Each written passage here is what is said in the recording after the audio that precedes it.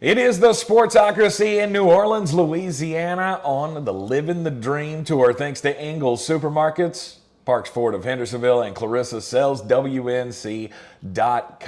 It is another day closer to Super Bowl 59, Super Bowl week. New Orleans, Louisiana is a hotbed of activity. I'm pretty sure this is the biggest city in the country right now. There are more people here than there are anywhere on the planet Earth. Yes, it is. So we had an Uber driver, or the Uber Eats driver, drop off food over here last night at the condo, and he said he had to take every back road possible to get here because how turned up this city became last night. So tonight's going to be a night for us out on the town, and we're gonna have some content to share from that. For sure, it's gonna be our last night out on the town because we're headed back sometime tomorrow. We haven't figured out exactly what time. It'll be early afternoon time. I can guarantee you that. That's hope, because I would love personally to sleep in my bed tomorrow night. Whether or not that's gonna happen, I don't know, but I will tell you I'll be there by Saturday, and I'm going to waller in it like a fat dog in a mud puddle. It has been an amazing trip so far. Down here, hard to keep up with all of the coaching news around the NFL, though, and that's where we want to start on today's program, Jeremy. We have hirings all over the place.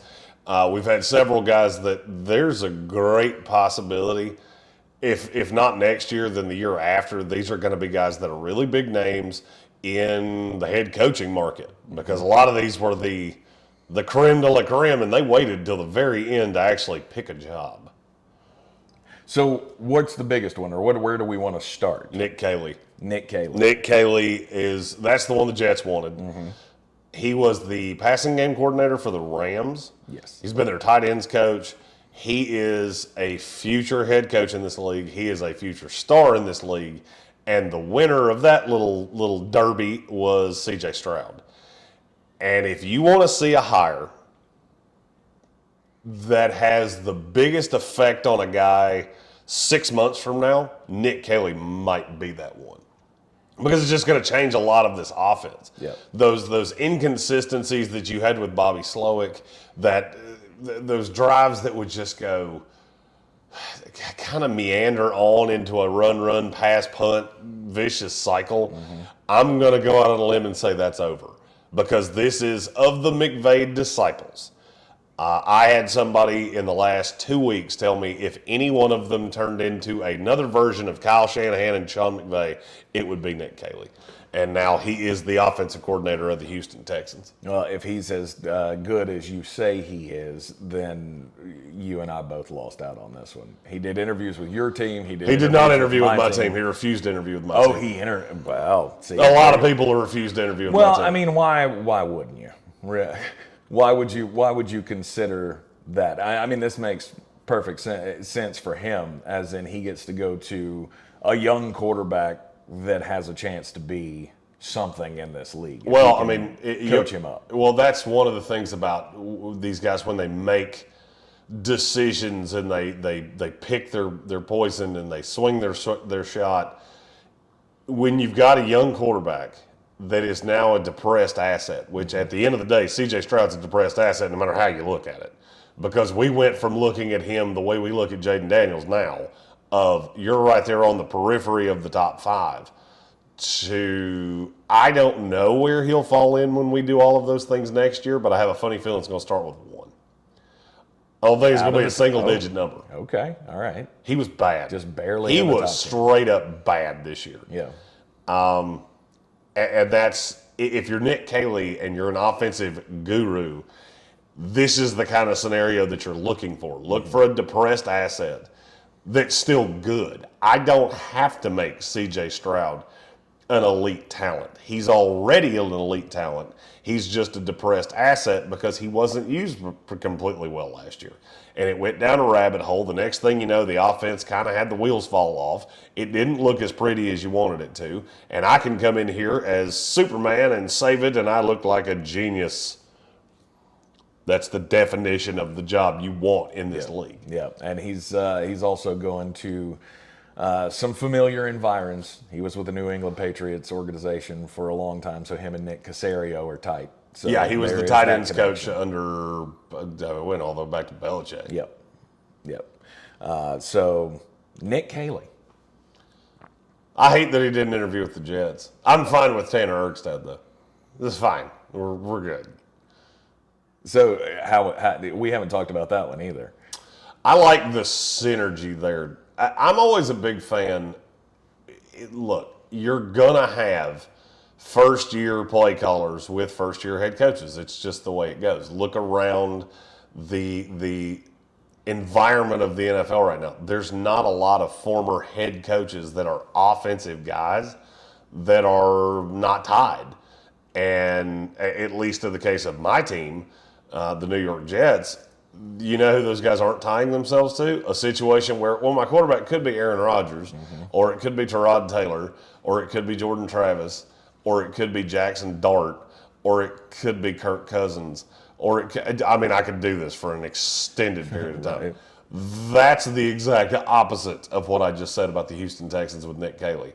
That's the job where 2 years from now, you're back as the quarterback's coach of the Los Angeles Rams, like Mike LaFleur. Yep. I've actually already read this book, and I know how it ends. So I get it. I think Tanner Ergstad was about as good of a hire as you could have had.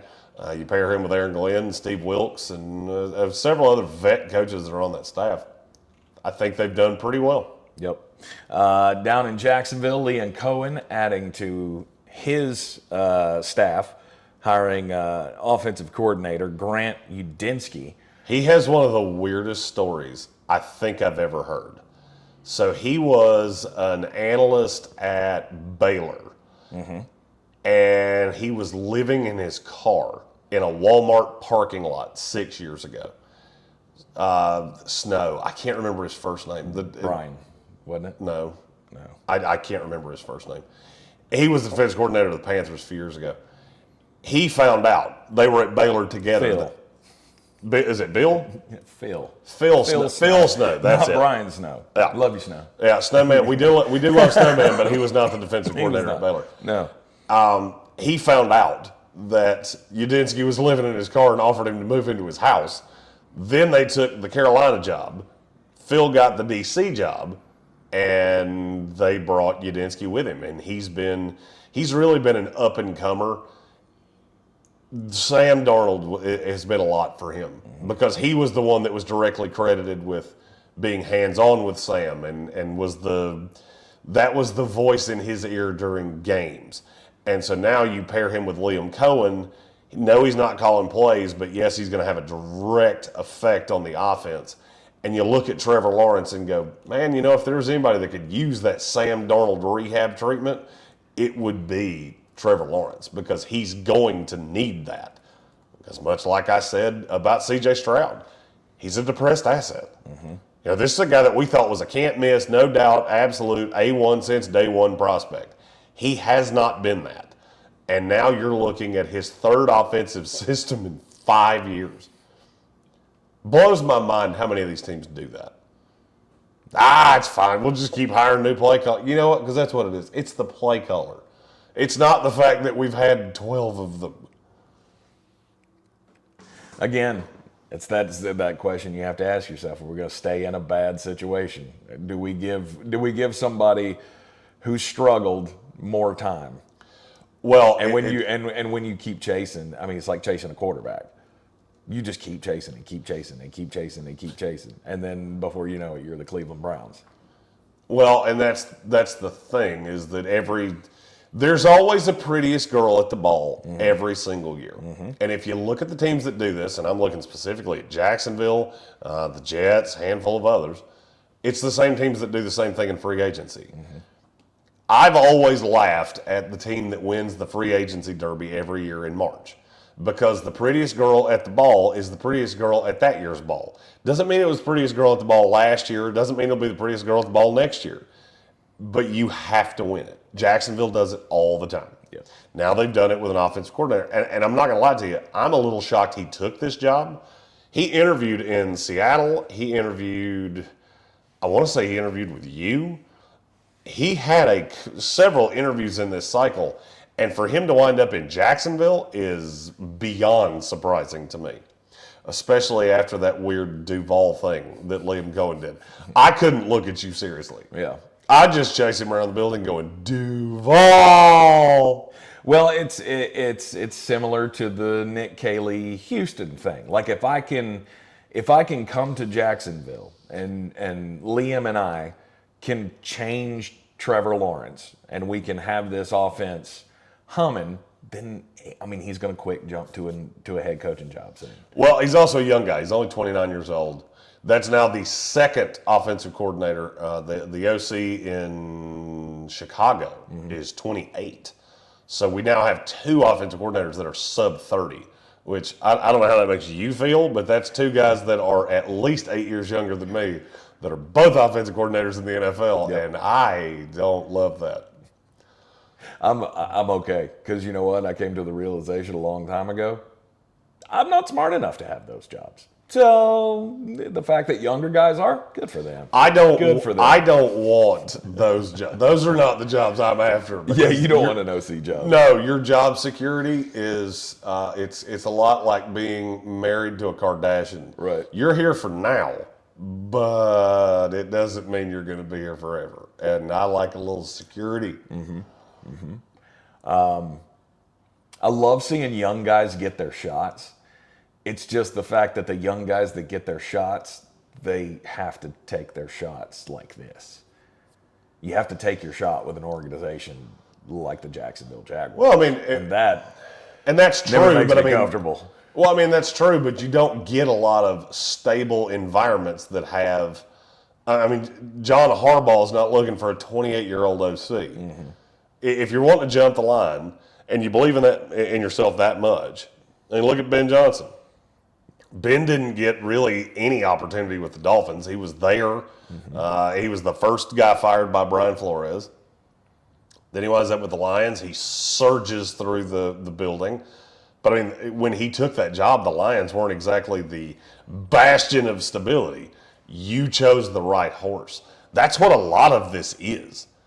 You got to choose the right horse. I think you could have chosen worse than riding with an offensive coordinator that made Baker Mayfield work, that's now the head coach in Jacksonville, with a high-end talent like Trevor Lawrence. I think you could have chosen worse than Houston with C.J. Stroud. I mean, I'll be honest with you. All right, I'm going to ask you a question. And to me, this is not close, so I'm just curious if you even have to think about this. Okay. Which one of these jobs was more attractive? Houston, Jacksonville, or Seattle? Houston. And then? Jacksonville. That's exactly right. Then There's no upside with Seattle. No, that's the reason I that don't you get have a a guy like quarterback Clint Kubiak. There's no chance of me bringing out some better version of Geno Smith in his age 36 season. I know what he is. I know what he's going to be. And even if I can get him back to the highest of high side that he's been, it's not like I'm going to get the credit for that. Nobody's going to look at Clint Kubiak and go, oh, what a great job he did with Geno Smith. No, he did the same thing that virtually every guy not named Ryan Grubb did. Every guy not named Shane Waldron, who Seattle fans just hate, in spite of the fact he did deserve a little bit of credit for that offense. Right. I actually thought you would duck off on Seattle there before you got to Jacksonville. No, because I am a firm believer in if you don't have a quarterback, then you're way behind the eight ball. And if I'm a young coach in the league and you don't have one of those already, I'm definitely taking the ones that do. And Trevor is a project that I can still work with. C.J. Stroud, obviously, he's still really young clay. I can't do anything with Geno Smith. There's no upside to coming in and having Sam Howell as the backup. And it hurts me to say Sam Howell's name that way because you know how much I love him. And I loved him in Carolina. But, I mean, since he's been in the NFL, he hasn't shown the ability to step out and be a starting level quarterback in this league. Oh, he's been a starting level quarterback at times, just not a good one. Yeah, for a few games in Washington. And he gets sacked I guess he did a lot. Yes. He's got a lot of the same problems. And there's nothing there for me. Do we have a plan to draft a quarterback? Am I in a position to get a quarterback that I can mold in the next couple of years? Of course, I'm not taking my shot on that. Well, I mean, and you got to look at what we talked about yesterday with your availability to that raw moldable clay. Mm-hmm. I mean, I've looked at the projections for the next 3 years. It gets Drew Aller, Nico Iamaleava very quickly. Yes, it does. So you go Arch Manning, who is, I don't know that I've ever seen a quarterback that's done less, that people have been more confident in than Arch Manning in my entire life. Right. What if that doesn't pan out? If that doesn't pan out, then we're going full $20 lotto scratchers on every one of these young guys, just praying to God we get the one that hits. Mm-hmm. It's a tough time to be an offensive guy in the NFL. It's never been more of an offensive league. We've never had more great quarterbacks, and we've never had worse access to new ones. This is the first time, I think, in my life that I could look at the NFL and go, I would much rather be a defensive guy right now, because my access to pass rushing talent and cornerback talent is so much richer than it is trying to find quarterbacks. Running back gets thin quickly. A receiver, if you need a receiver, you swing a dead cat and hit 20 of them. Yep. I just finished my full receiver rankings yesterday for going into the combine, of which next week, this is a great time to point this out. Which means he hasn't told me this yet. Well, it's because you don't do it directly. Oh, okay, all right. All of the rankings for the pre-combine process. I don't solidify rankings until then, but I have a nice soft 300. I will be putting those out on the Patreon and the YouTube next week. Okay. So if you after the Senior Bowl you went, yeah, it's draft season, and then where did they go? Well, to the Super Bowl. And as you can hear, I can't tell how much of this you can actually hear through our microphones. It doesn't stop here. It hasn't stopped here since we've been here. So there's been I've been doing this at 2 and 3 o'clock in the morning. So we haven't really had the ability to put out that content, but we will next week and the following week as we prepare to go to the combine. Yep. You are in the Sportsocracy, and this is ESPN Asheville, 92.9 FM, 880 AM, and 1400. Back for more at Super Bowl week after this. Welcome back into the Sportsocracy on ESPN Asheville, 92.9 FM, 880 AM, and 1400. We are on the Ingles Living the Dream Tour in New Orleans, Louisiana, just trying to keep just like drinking from a fire hose here with all of the coaching hires around the NFL. And so Jeremy, there's only one offensive coordinator job left open? They're all filled. Oh, they're all filled? They're all filled. Okay. So what was the last one to fall was who? Udinski with Jacksonville. Okay. Got Clayton Adams with the Dallas Cowboys. Look, I don't love saying nice things about the Cowboys, and I thought Brian Schottenheimer came off a little... Arrogance, not the word I'm looking for. You've been involved with a lot of the ugly here, and he made it very much sound like, I'm the missing link. Mm-hmm. Are you sure? Because I'm not so sure. But I do like some of the things he's done in terms of hiring. Clayton Adams is a young up-and-comer that he stole from the Arizona Cardinals. He got Aaron White-Cotton from my Jets, who's one of the highest-end defensive line coaches in the league. That's usually what it is I'm looking for. I'm curious if fits with head coaches. That's where my aversion to Chip Kelly with Pete Carroll is. That feels like two alpha dogs in the same room. I'm never a fan of that. I do, however, like seeing guys like Brian Schottenheimer that fill out a staff with a lot of guys that make me go, well, I mean, that's a good hire. Mm-hmm. And I feel like I did that a lot. So Matt Eberflus as the defensive coordinator. Matt Eberflus was a good defensive coordinator. Yes. He just was. He just wasn't a good head coach. No, because he can't figure out the clock. Mm-hmm. And I will say this, if there is one thing I'm looking at with the Dallas Cowboys, who's going to manage the clock? because I'm not seeing anybody that really knows how to do that. But they added Nick Sorensen as special teams coordinator. Dave Borgonzi is the linebackers coach. I mean, there's a lot of guys to like with what they've done in Dallas. I'm just not so sure how I feel about the tip of the spear. I mean, it felt very milquetoast to me. And With Schottenheimer? Yeah, with Schottenheimer. It was just another kind of Jerry Jones safe, here's my man move. Well, I mean, but to be honest, have you felt great about any of the head coaching? Never. No. I'm not talking about with the Cowboys. I'm talking about this year. Do you look at Liam Cohen and go, yeah, Jacksonville, you got it right? No. Because I can see that burning out in 2 years. I feel like Jacksonville did the best they could. I feel like Chicago definitely did the best they could. Chicago for sure did the best they could. I can't say that about Jacksonville. I feel like Jacksonville did that thing that I was afraid the Jets were going to do, which is we have to get an offensive guy, and we're going to shoehorn one in whether it makes sense or not. And I'm not going to lie to you, it doesn't make a ton of sense. I don't buy Liam Cohen the way seemingly everybody else does. That's a dude I've watched bounce around college football, the NFL, like a bouncy ball. I'm not wild about those guys because there's usually a reason they do that. And the reason they do that 9 times out of 10 is because they wear on people. They're very grating. And then you hear that press conference from him and just I'm never a fan of the goober. I've never known a goober that worked out well. Have you? Because you've got 53. I feel like I've worked out pretty well, and I'm a goober. You're not a head coach. You're not expecting 53, 25-year-old men to follow you. Exactly, yeah. Liam Cohen is the goofy substitute teacher that everybody tells him a weird way to pronounce their name. Because I don't respect you. You're a goofball. I've never seen that work. Yeah. I've seen a lot of them. I've just never seen it work. And that's what makes me nervous. Kellen Moore, I've almost chalked that up as a foregone conclusion being around here in New Orleans. We're right here down the street from the Saints Stadium.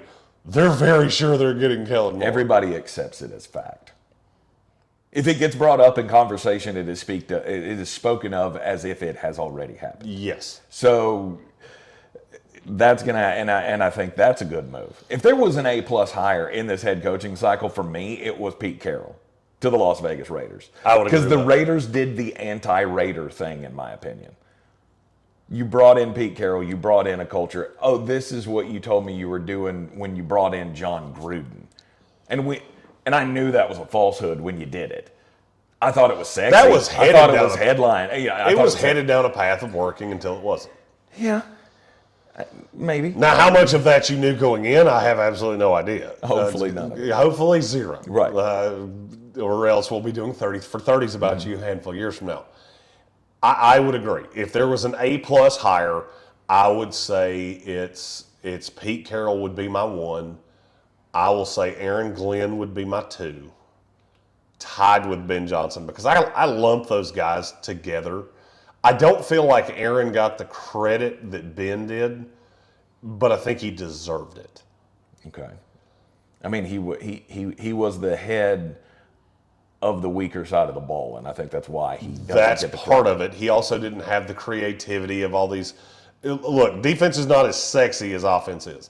The offense was also not completely gutted by injuries the way the defense was. Right. And Aaron Glenn kept all that together. So I would say Pete Carroll's the A+. I think Ben Johnson and Aaron Glenn were both A's. My only fear with Ben is the amount of expectation that you have. And is that even, can you live up to that in Chicago? My F hire is Brian Schottenheimer. Whom I forget. Liam Cohen's a C. Maybe maybe C- in your book. For the Duval thing. You just don't ever do that again. You're a borderline D with that Duval thing. Let's change that. You're a D. A. of the day, for sure. Don't do that again.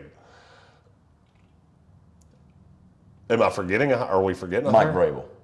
Mike Vrabel to New England. Mike Vrabel's the standing B for me. But I just don't really understand what exactly it is you think is going to change so drastically. I mean, you had to get rid of Gerard Mayo, so you brought in the original Gerard Mayo. We needed a better face of the franchise. That's all that was. Okay. Gerard was. It's that whole thing that we heard. What was that? 8 years ago, about our now sitting president. He's not presidential enough, right? We heard that criticism all the time, and that's what the Gerard Mayo thing was. Gerard did not handle the media the way that Robert Kraft thought he should, and he just looked out of his element. Well, I mean, and I don't disagree with any of that. Yeah, I think that is 100% what the Mike Vrabel hire was all about. Well, my only problem is I now look at Mike Vrabel as a guy whose best offensive weapon outside of Derrick Henry ever would be Ryan Tannehill. That doesn't make me feel hunky-dunky about your ability to develop receivers. It doesn't make me feel great about your ability to develop Drake May. I don't see it. And then you tied yourself to Josh McDaniels, and I see it even less. Yep. So I can't grade that overly highly. I'm not going to ding it that much because I think Vrabel was one of the best candidates on the market. But I don't feel warm and fuzzy about it. It feels like a lather, rinse, repeat of everything Bob Kraft's done for the last 30 years. Yeah, it worked great with Tom Brady. Show me one time it's worked without him. Well, we made the playoffs one time. Yeah, and you got beat to death in the first round. So San Francisco brought back Rob Saleh to be the defensive coordinator. Which is real good. Offensive coordinator is now who? Clay Kubiak. And he's the offensive coordinator in title, basically, only. He will be the one, he will be the definition of an offensive coordinator in that he is coordinating the offense. He's not calling plays. He's not doing anything like that. But he called plays the last game of the season, and Shanahan was impressed. That's the first time he's had an offensive coordinator, I think, since he's been in San Francisco. And that's more of a procedural title role, but that is a step forward for another Kubiak child. Indeed. So now How many kids does he have? Who knows? And do all of their names start with K? Because it's Clay with a K, too. Oh, is it really? Clint with a K. Weird thing you did there, Gary. Clayton Adams, by the way. That was one. That's with a K as well. Yeah. And if you don't spell it with a K, apparently there's some rapper named Clayton Adams. Because when Jeremy said, hey, Clayton Adams got hired, and I just Googled Clayton Adams with a C, that's not him. I'm pretty sure that rapper is not hired in the NFL. So what is it with the K names? I don't get it. I don't get starting your name with a K. Kyler, Skyler, Camden. I'm good. Yeah. Give me a good Scott. I'm a fan of a good Scott. You're in the Sportsocracy, and this is ESPN Asheville, 92.9 FM, 880 AM, and 1400. When we come back, we'll get just a bit outside. And welcome back into the Sportsocracy on ESPN Asheville, 92.9 FM, 880 AM, and 1400. Another beautiful day in New Orleans, Louisiana for Super Bowl week. It's time to get just a bit outside, Jeremy, and take you to, that sport that I used to love that I'm not liking as much anymore. But, baseball. Yeah, you know the name Austin Capabianco. Do you remember that name? No. This is the dummy that interfered with Mookie Betts during the World Series, Yankees and the Dodgers. Of course, these guys that, they grabbed onto his arm as he's catching a ball at the wall, and they've been banned from Yankee Stadium and every ballpark around the country. They cannot go to any more games ever again. They are blacklisted completely.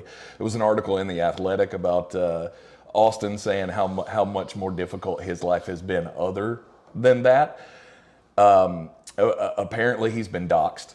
Apparently his entire family has been doxxed. As somebody that's had that happen, it's not fun. All of their phone numbers, addresses, and stuff have leaked out onto the webs, and the super fans who are really ticked off at the fact that they assaulted Mookie Betts. Is this Bill Swirsky super fan? Has been, yeah. Bears. Yeah, has been. Well, I mean, you have to be you have to be completely irrational to do the things that this guy says are being done to him and his family. Non-stop phone calls every night. He actually, I'm gonna. Who are these people? I don't know. That's what I'm saying. Who are these people? I don't even remember that this happened. Right. I mean, But once I these saw people the care so picture, I can see it on your computer. I kind of remember it. They're sending poo packages to his home. That's He's getting boxes of feces. That's commitment. That's not just a, hey, I'm going to do a thing. No, that requires some planning. He says people, quote, are sending me pictures of their ugly looking packages. Oh, he's getting waiter pictures? He is getting, yeah. Oh. Yeah. And again, but for why do you do that? It's not putting your best foot forward for any of you, I promise. No. He says he got a phone call from his brother this winter explaining that an unidentified package had arrived at their parents' home in connection with no name on it. And that was the poo package. It was a package full of poo that they sent to this dude's parents' house. Yes, he did one of the dumbest things I've ever seen in a ballpark. Right? You don't interfere with a play, and you definitely don't try to rip an outfielder's arm off. But I think we can stop. I think Mr. Capobianco has had enough. You could have told me Mr. Capobianco was a character from The Sopranos, and I would have gone, okay. Yeah. That maths. I just get a life, people. That's all I'm saying. This has been a long time since this happened. He's already been, I guess, sanctioned by Major League Baseball. I don't feel like you need to be sending, wiener shots and poop boxes to his house. It's especially his parents' house. Like, leave his parents out of this. Oh yeah. Yes, they created the dummy, but it's his fault, not theirs. Just see poor Nana. Oh, Bill. I could just see myself. I could just see myself in this scenario. George. I know Joseph's going to screw up one day, and people are going to start sending me poo packages because of him, and it's just. Duh. That make you feel good? No. Was that an admittance that you had never made to yourself before? That felt like a resignation of fact. It pretty much, yeah. I mean, he's had time to grow. I don't know that it's going much further than this. Love you, boy. Love you, buddy. Love you, buddy. It's time. It's time. Time we have a real uncomfortable conversation that one of these days you're going to ruin my life. My story is about the NFL. Surprise, surprise. Yeah. I told you this conversation was coming, and I'm not in any way surprised that it has started the way that it has. Roger Goodell did his State of the NFL address from here in New Orleans. Yes. One of the things that was brought up very early was The longer schedule. 18-game schedule. Yep. The NFLPA has drawn a hardline stance in the sand of no. Nope. No, sir, we won't do it. Nobody wants to play Okay. those games. Let me make this perfectly clear. I'm not a lawyer. I don't play one on television, but I have been doing this for a minute, and I'm going to respond now to your no, we won't do it. I'll bet you do. I'll bet you do, and I bet it won't take that long. This is the end of the 2024-2025 season. Yes. The CBA runs out in 2031. Roger has made it perfectly clear that he plans on 18 games being on the table well before they renegotiate that. This will not only be talked about this offseason, I think it will be agreed to this offseason. Really? And we will have one more year. 17 games doesn't make any sense. I said that at the jump. You have unbalanced schedule issues. You have unbalanced home date issues. You have issues with international games, which is something that Roger Goodell has a huge burr in his bonnet about. He wants more. Oh, okay. He wants more. I was like, he's if not I against want these. more of something, where is it going to come from? Mm-hmm. I have to have more inventory to get more of what it is that I'm looking for. Yes. So where do you think this is going to go? The NFLPA, of all the PAs, is the absolute least powerful, and it's not even kind of close. What concessions do they give? I've said it will basically the whole time. I have thought it will be concession in the practice schedule, concession in the way that the summer workouts work, the way the off season itself works. It's gonna be just concession after concession after concession of OTAs are shortened. I've said We're getting another bye week. well, another bye week was always a given. Okay. And then you start looking at when the schedule, where that would lead the calendar to go, and all of the different affects. And I think once you can walk them through all of those things, they'll figure out, oh no, this is better. Yeah, this is better because I think the season will start earlier, but the off season will start. The off season programs will start later. Okay. So you'll have less lead up time with the camps and such to the beginning of an earlier start to the season. I've said the whole time, the way I believe this goes is that you'll have an all-in camp starting the last week in June. And that's where this will all go. And then your off season is yours. You know, your team gets put out middle of January. You are completely unencumbered until June. And I think that's where this goes. That's the concession. Okay. You'll still have that rookie mini camp in the first week of May. And other than that, there will be no off-season program. Yeah. It'll all be combined into maybe just look at what that means. Voluntary workouts and stuff like that. Voluntary workouts will be gone. That'll all be gone. Your summer is your summer. No, I would until imagine June. that stuff would still exist for just not be mandatory. No, it's not mandatory now.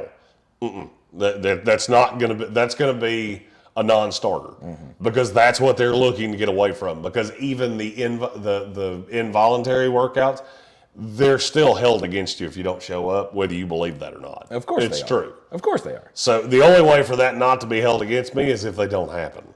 So we take them completely off the calendar. I feel like, and this is just what I've heard and how I feel over the last year or two. I think Roger Goodell is so bound and determined this is going to happen. It's going to happen. Yeah. The question is, what do I have to give you? Yeah, what does it cost? What is it going to, I mean, and that's what I think deep down, that's where the Players Association knows that this is the play. Well, it's where it has to go. The play is injuries.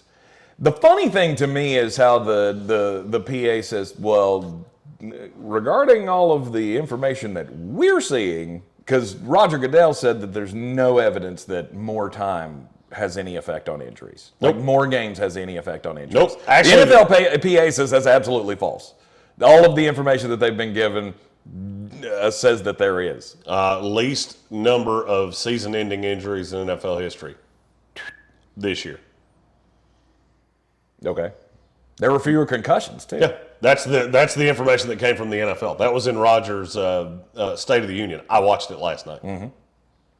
I didn't go to it because, well, it was a lot more fun for me to sit here and watch it in my underoos. But all the information he gave was, no, you have no leg to stand on here.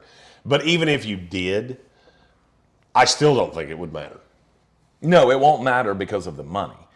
The money's it a big deal. It won't matter because we have to have another week. We have to have more inventory. Well, we have to have 9 home more games for revenue. every team. Sure. Because right now, every other year, a conference is getting 8 home dates. And every single year, there's a team that's losing one of those 8 home dates to an international game. Right. So I've only got 7 home dates.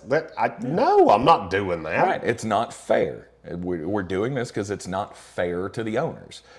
It's not about player safety. It's about making money. Yeah, it's the fair. Sorry, nobody really cares that it's because it's been Shad Khan of the 3 years we've done.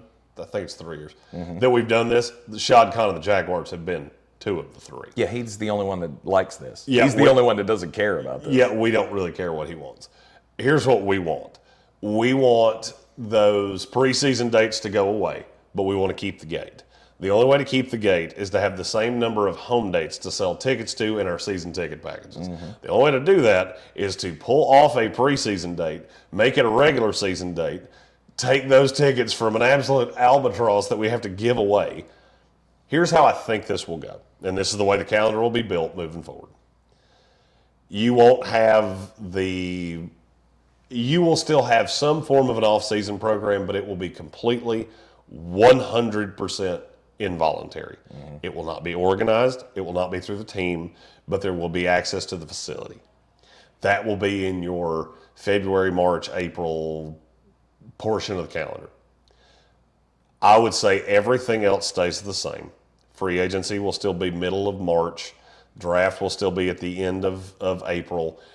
Don't be shocked if there is a push to push the draft back. And before you say, oh, why would we do that? Look at how it's been pushed back over the last 20 years. You've gone back a full month in 20 years. This thing's getting into May. We're pushing up against May this year. We go all the way to the 29th. Don't have no fear. We're getting to May. It's just a question of how long does that take. Then you'll get to the preseason will go down to 2 weeks. There will be a break in between. So the preseason will be 3 weeks, but you'll play 2 games. There'll be a week 1, kind of a dead week 2, a week 3, a bye week before the season starts. You'll have a 19-week season, or 20-week season, excuse me. Every team will get 2 bye weeks. Every team will play 18 games. And that's how the season schedule is going to work. Yes. It's coming, whether you like it or not. You can stomp your feet and click your heels. No, I don't want to play an extra game. Well, that extra paycheck's not going to be that bad because you'll get paid for the bye week as well. How big is that going to be? How big is that chunk of money going to be? And that's what the NFLPA a 20th of what you make. See. Yeah, it's a 20th of what you make. You'll add another pay date, and it's fine. You're going to agree to it. You have absolutely no power to not agree to it. How many times have we seen this in labor negotiations with the NFL? Oh, you don't like it? When was the last time you won? Did you hear that awkward silence? It's because it's never happened. You're not the NBA. The NBA's player union, they have power. You also don't want power, just to be clear. Look at the television numbers of the NBA. That's what happens when the players have a lot of power. Right. Look at the television numbers of Major League Baseball. That's what happens when players have a lot of power. I don't want you to have a lot of power. I want the owners and the fans to have a lot of power, and that's exactly what they do. Because one of them cuts the check, and the other one, the account that they're funding your check through, comes from the other. As long as that works in perfect synergy, we're great. And you want this calendar to go 12 months out of the year. And we're so close. And just look at where it's at now. It's February the 6th. Yep. We're at the Super Bowl right now. Sunday is the Super Bowl. How long do we take off before we start talking off season? A week? You and I are taking off 5 days. I was going to say we usually don't take off a day. You and I are taking off 5 days. It's usually like Super Bowl recap, and then the next day, okay, what are we going to talk about now? You and I will do Monday and Tuesday next week. We're off for 5 days, and then we're coming back and better than ever with the draft, the offseason, free agency, all of those things. That will carry all the way through the end of April into the beginning of May. Then we will take some summertime off and and when I say summertime off, I mean springtime really, because it'll be more May than it is anything. Then you come back for June and July talking recaps, where things going to go.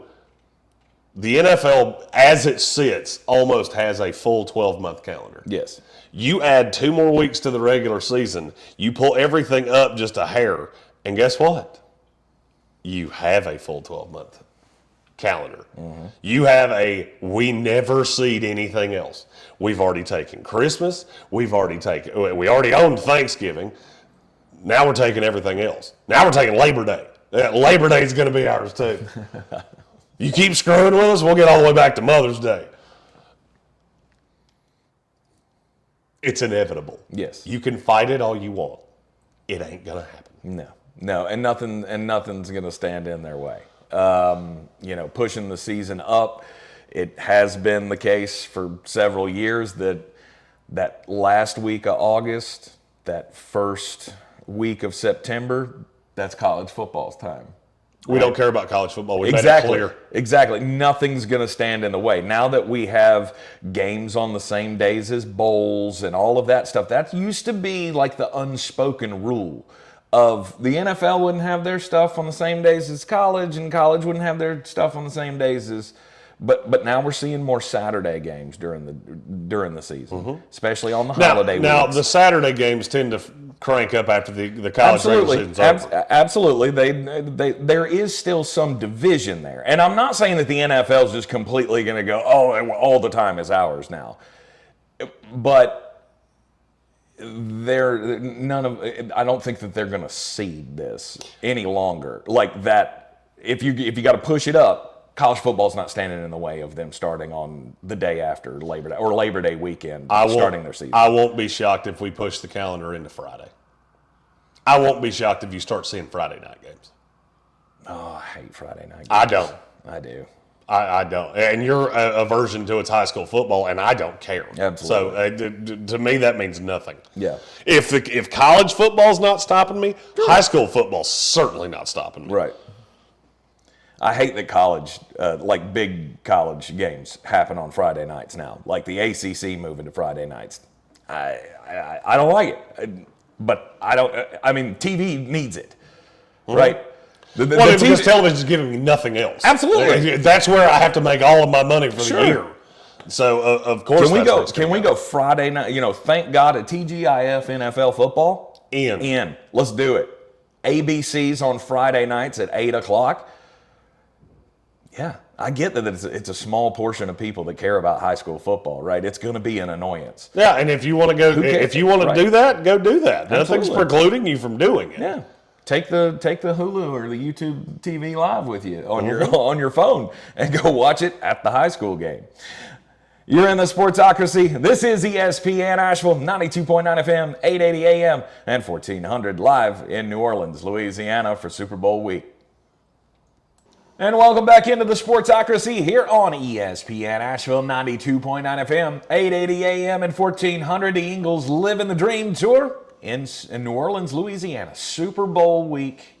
We got the Philadelphia Eagles and the Kansas City Chiefs. And it's time for another breakdown, Jeremy. It is. New Orleans it's done a number on us. Tank he's got the bubonic plague. I feel very sure of it. Now, I have the antibodies, so I'm not worried because I'm the one that originated. I was patient zero here. But other than that, it's been an aggressive week. I've kept a journal. I think I've been gone from home for 7 months. This is how astronauts feel. Is anybody coming to get us? Yeah. I think they did Actually, this. That makes a lot of sense. That's where that came from. This came from outer space somewhere. For sure. This bug that you gave me from Mobile, that came from the Space Coast. They landed back in Mobile and went, hey, we found some symbiote that is going to make you feel like dog do. You have Venom's brother. Yeah, I have Venom's brother. Exactly. Yeah, I feel for you. I really do because I dealt with it for like 4 days and it was terrible. Yeah, it's not been great, but it's not going to limit my enjoyment of the Big Easy. Oh yeah, I mean seafood's been great. City's been great. I'm not gonna lie. I am looking forward to getting home because this is. It's where I was headed a minute ago. This is how astronauts feel. After you've been in the capsule for so long, you just start going, are they even going to come get me? Uh-huh. They left dogs up here in the 60s. I know they did. They're floating around. I saw them. Somebody's got to come get me. I miss my house and my stuff and my friends and my people and everything I know. Right. The Kansas City Chiefs and the Philadelphia Eagles facing off on Sunday in Super Bowl 59. Yesterday we did defense versus offense, Philadelphia against Kansas City. So today we're going to do the opposite. Yes. Kansas City defense against the Philadelphia offense. This all starts with one guy. Saquon Barkley. Saquon Barkley. It all starts with can Steve Spagnuolo draw up a system that will mitigate him? We know we're not going to shut him down, but can you keep him under 120 yards? Okay, can I? You got a chance. I know what I'm getting ready to say is going to be absolutely just, it's heresy to even say out loud. Mm-hmm. Let's dig into Saquon. Okay? Let's dig into what we've actually seen of Saquon Barkley. Okay. Here are who his 100-plus yard games have been against. Mm-hmm. The Packers, the Saints, the Giants, the Bengals, the Jaguars, the Commanders, the Rams, Baltimore by about the distance from here to this wall right here, mm-hmm. Carolina, Washington, Dallas, Green Bay, the Rams, and Washington. Mm-hmm. That's a bunch. That's a bunch, but did you notice a common theme between all of them? There's not one good defense there. Not one. None of them? None. Name me the good one. Who's the best defense there? The Rams, they weren't good against the run. They were good against the pass because they had two guys that could get home consistently. Mm-hmm. The Rams got gashed in the running game all year long. Washington did too. Yep. Green Bay did too. Dallas did too. And look, I'm not trying to diminish Saquon Barkley. I promise you I'm getting to a point. Now let's look at the games that they played where he did not gain 100 yards. The Pittsburgh Steelers. Mm-hmm. What does Pittsburgh have? A lot of big dudes up front that can get penetration. The Dallas Cowboys. The Cleveland Browns. Bunch of big dudes up front that can get penetration. Defense wasn't great. It wasn't because of the defensive line. Mm-hmm. Tampa Bay Buccaneers. Vita Vea. Yeah. The Atlanta Falcons with Grady Jarrett. Hey, I forget. What's his name? He's a big guy, had a big old chain, he's wearing some sunglasses. Chris Jones. Oh, yeah, they have that guy on the opposite side here for Kansas City. Mm-hmm. I don't think Saquon Barkley has as good a game as everybody else does. I don't, because Steve Spagnuolo is from that old school of defensive coordinators that says, I'm not going to let you beat me the comfortable way. So I'm not going to let you beat me by 4.5 yards, 5 yards a carry with Saquon Barkley. I have to keep him from hitting big plays. Mm. I have two safeties back here that can absolutely knock your head off if that is what you decide you want to do. I've got 3 linebackers that can absolutely knock your head off if that's what you decide to do. And I have that penetrating defensive lineman that Philadelphia, I'm not going to say has struggled with because it hasn't happened a lot. They also didn't play a lot of them. This is where stats can be horribly misleading. When you play a ton of games you played 3 against Washington, who struggled to stop the run all year long. Mm-hmm. You played Carolina, you played 2 with Dallas, you played 2 with the Rams. That can make things look a lot better than it was. If you compare who Saquon Barkley did his damage against to Derrick Henry, this is why I laughed the entire time at the premise that Saquon was going to win MVP. No, he's not. Because you either have to break a record or you have to do it against the greatest murderer's row ever, because these writers are going to dig into this and they're going to find exactly what I did. Mm-hmm. Which is, yeah, you had a great year, unbelievable year, best running back in the NFL. You did a lot of your work against the dregs of the NFL. Okay. You did your biggest games against the dregs of the NFL. All of your bad games were against good defenses. Stuffing defenses go. All of your worst games were against actual legit defenses. You crushed mediocre to bad ones.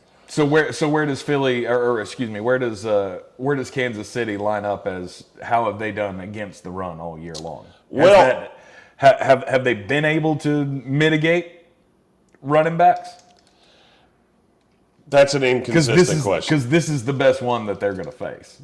For sure. I guess they did play Baltimore. So they played Baltimore. They played Buffalo.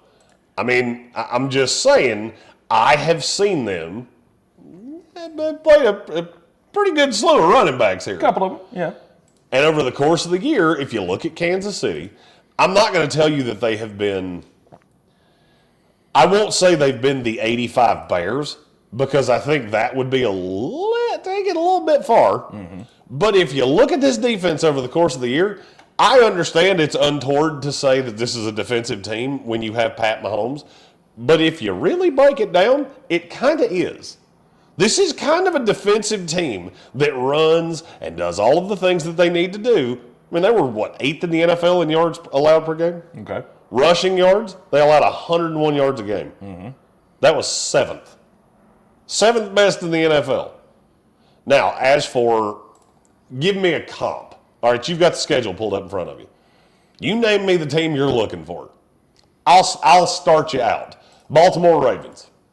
They played Derrick Henry week 1. Yep. Lamar Jackson was the one that killed him. Mm-hmm. He had 122 yards rushing. Derrick Henry had 13 for 46. Mm-hmm. Yeah, that sounds pretty good to me. Because I don't see Jalen Hurts running for 122 yards against Nick Bolton and Brian Cook and the guys that this team has. No. Bijan Robinson. They played him too. Mm-hmm. What did he do? He wasn't even the leading rusher on the team. Mm-hmm. Tyler Algier was. Mm-hmm. Algier had 7 carries for 32 yards. He led the Falcons in a game that was ridiculously close. Bijan, 16 carries, 31 yards. Mm-hmm.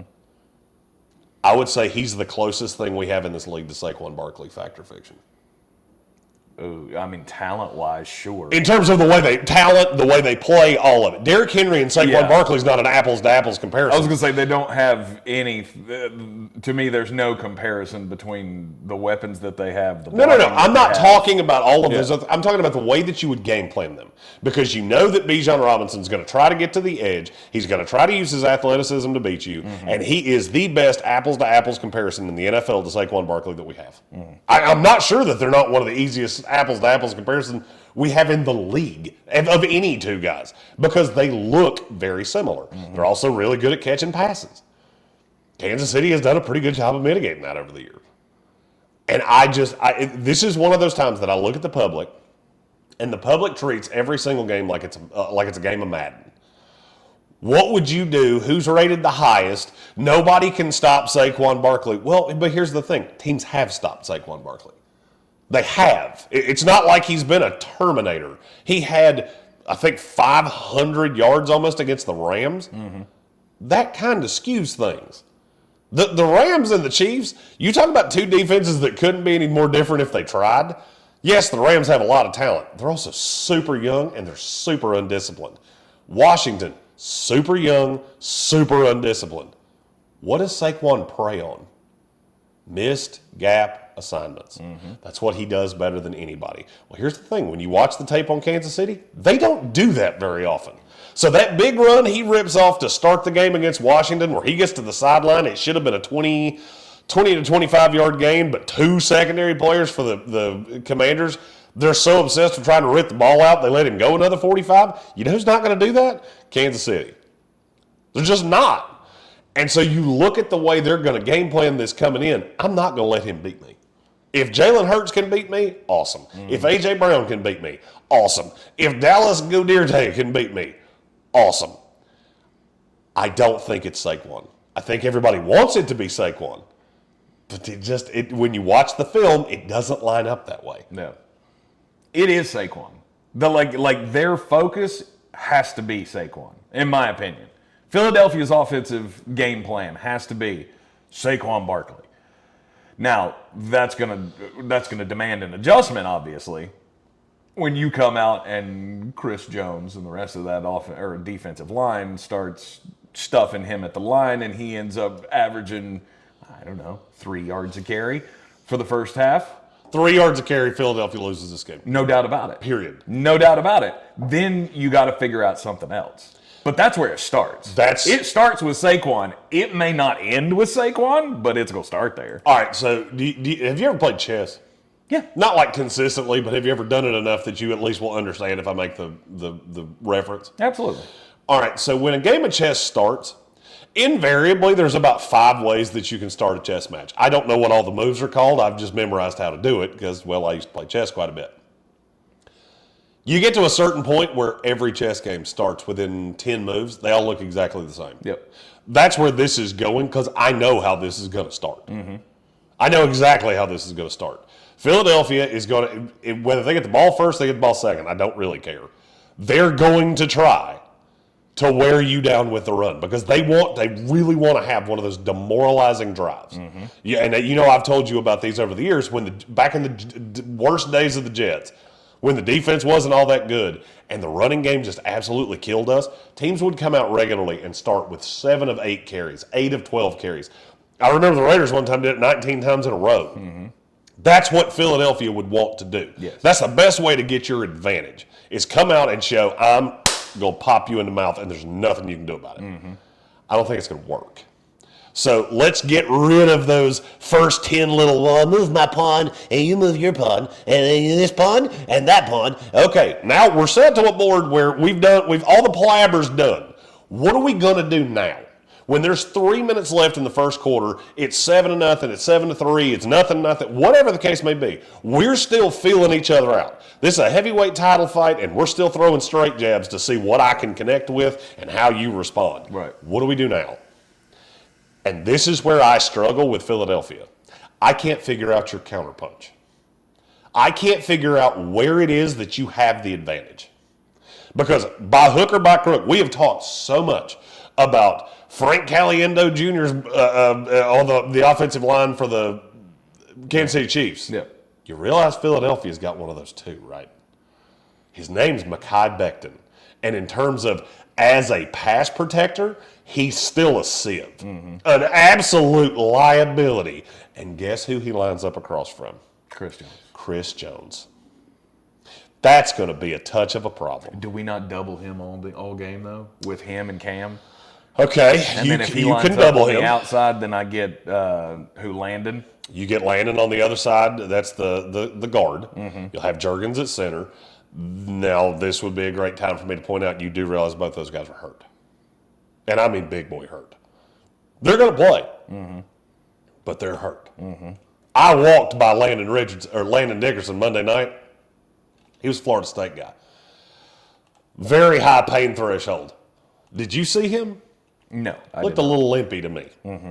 He didn't move around much, which told me a lot. And when he did, you could just tell he was very gingerly. That was probably an edict, I'm sure. Oh, yeah. You stand still. Yeah. We didn't give you a podium because we ran out of podiums. Right. Stand still. Yeah, I want you to sit in that corner over there, and I don't want you to friggin' move because I don't want somebody stepping on you. I don't want somebody tripping over you. I want you tripping over somebody. You stay out of the way. You're going to do as little as possible. He's in bubble wrap right now. That's where the chess match comes in to me. Everybody's wanting to talk about Andy Reid against Nick Sirianni. That's not really the chess match I'm looking for. I'm looking at Kellen Moore against Steve Spagnuolo. One guy who I have consistently seen when he gets into these, he gets outcoached. Yep. Going all the way back to Dallas, he consistently gets outcoached in these situations. You know who doesn't? Steve Spagnuolo. Every time we get into these big scenarios, he's always got something. And I'm looking at Philadelphia right there in the interior going, I see a possibility. Mailata on the outside, Lane Johnson on the outside, that ain't it. It's right up the middle. Right up the middle. And I'm looking at some of these different blitz lanes and sending different exotics at you. Get Cam Juergens moving. Get Landon Dickerson moving. Get them uncomfortable. Get Mekhi Becton moving. This is where I can get to you. This is where I get Jalen Hurts doing that thing that he loves to do, which is turn his back to the defense, and now you're roaming around, and there's very little percentage of positive outcome because you're cutting the field in half every time you do that. If I can do that consistently, I cut the field in half. And I only have to worry about one thing, because if he's spinning this way, I'm not worried over there. Vice versa, if he spins out the other way, I'm not worried this way. And I can limit this. I can limit the number of playmakers you have down the field. Because as he does it, you're either going to throw it across your body or you only have 2 outlets over here. I don't worry about Dallas Goedert that much. If he wants to get his 11 yards of carry or 11 yards of catch, that's fine. You're not beating me that way. You know how you beat me? Because A.J. Brown gets back behind me and now I'm giving up 70-yard plays. That's how Philadelphia wins. Yep. I've watched the tape for weeks now. This is how they win. Or if they're getting pressure up the middle, do we start trying to get into a quick, like, Saquon screen game to the outside? Because I think there will be an element of that. The question is, have you come up against a defense that looks like this? This Kansas City defense has been doing this together for a long time. I mean, I don't know if you've looked up and down this roster. Do you know who the youngest guy on this team is? Bolton. Jalen Watson. Yeah. Bolton's at like the top 3. Everybody else has been in this system forever. They've seen everything. There's nothing you're going to give them that they don't have a counterpunch to. Whether it works or not, it depends. Kansas City's not infallible. But one of the things that makes them so dangerous is that they have been in every situation. This is why they're so good in one-score games. And you're telling me that the counterpunch here is Jalen Hurts and his ability to throw into tight windows. I can live with that. If that's how you beat me, I will sleep like an absolute baby knowing I put you in the worst position humanly possible. And somehow you came up and found a way. Exactly. And if that's the case, I said yesterday that there was really nothing that Jalen Hurts and Nick Sirianni could do. You're right. You get into this chess match and you're able to beat Pat Mahomes and beat Andy Reid and beat Steve Spagnuolo and beat Chris Jones and beat all the players that they have over there for Kansas City, I'll give you your flowers. Yep. I don't really care how pretty it is. No, because they want to beat you ugly. That's what nobody wants to talk about with Kansas City, because you have the best quarterback in the league, so we figure this is like Tom Brady. It is, but you're not getting to the end of that sentence. They beat you ugly too. Tom Brady was not a masterclass in beautiful offense. It was a lot of rub routes from little white dudes. Okay? It haunted my nightmares for 20-some-odd years. But defensively, they punched you in the face over and over and over again. And if you had anything on that offensive line that they could take advantage of, they were going to hit it and hit it and hit it and hit it. That's what made Bill Belichick so special, is that he was like a prize fighter. If he hurt you, whether it was a cheekbone or you get into MMA, all of a sudden, that knee, you caught that knee? Well, guess what? We're not fixating anywhere else but on that knee because it's hurt. And now you're like an injured animal out in the woods. And I'm going to prey on that because that's how I take you down. The battle up front is supremely important for the Kansas City Chiefs to keep Saquon Barkley at bay. If they can keep the running game at a minimum and make Jalen Hurts make the plays, that's the perfect case scenario for them. And can he make those plays? Can the secondary deal with those wide receivers? We'll talk about that up next here on ESPN Asheville, 92.9 FM, 880 AM and 1400. The Ingles Living the Dream Tour in New Orleans, Louisiana. Thanks to Ingles Supermarkets. Low prices, love the savings. Parks Ford of Hendersonville and Clarissa Sells, WNC.com. The Ingles Living the Dream Tour is back here on ESPN Asheville, 92.9 FM, 880 AM, 1400, and of course, everywhere you go on the iHeartRadio app. We are in New Orleans, Louisiana for Super Bowl 59. Although we are getting out of town before this gets a little crazy. Every day the heat has kind of turned up on this place. And yes, we'll be skedaddling out of town before it gets too crazy. So everybody we know, they made it to yesterday and went, oh yeah. Yeah. And now we looked around this morning and went, it looks like an apocalypse movie out here because everybody looks like they just got ruined last night. Yep. And I don't feel like that's going to stop anytime soon. It will not. So on Sunday, we'll be at the Village Porch there at 51 North Merriman Avenue, the football home of the Sportsocracy. Come on out and watch the game with us. They're going to have a whole bunch of food and drinks and things like that. It's a great place to watch a game, and we want you to come watch it with us because we're your friends, and we want you to be our friend. And we'll see you there. Talking about the Kansas City defense against the Philadelphia offense. Okay, so the Saquon thing, obviously, that's going to be number one on the bulletin board for this week. How do we limit him? Then it comes down to the secondary and how do we cover these receivers for Philadelphia? Well, I have two amazing receivers in Devontae Smith and A.J. Brown. and how am I going to get the matchups that are going to be advantageous for me? Well, and we've talked about this a lot this week, that Kansas City has been doing the second best receiver on the number one corner, try to have Watson on A.J. Brown. If we're talking about mismatches, I do have to be fair and go Philadelphia's got one too. It's Murray Connor in the slot. That's the one that I'm looking at.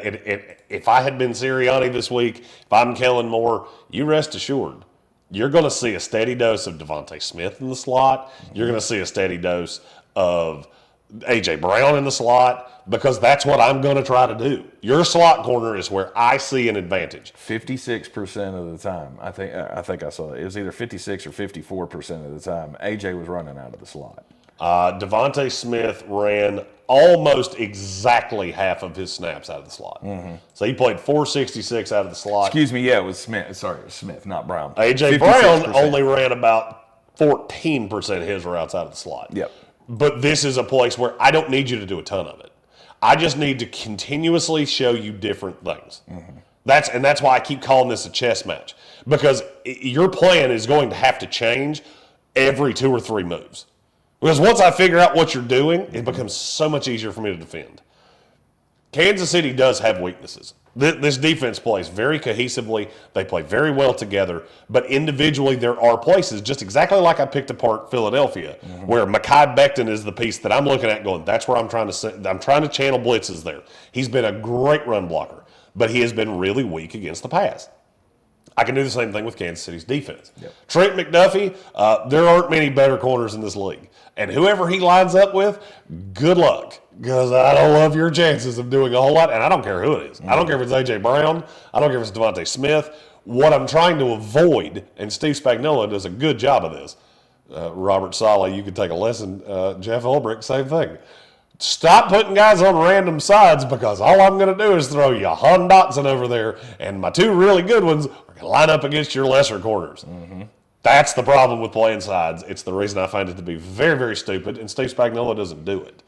Trent McDuffie is going to be following somebody around. Yep. Now, he will get different assignments, and McDuffie can play out of the slot.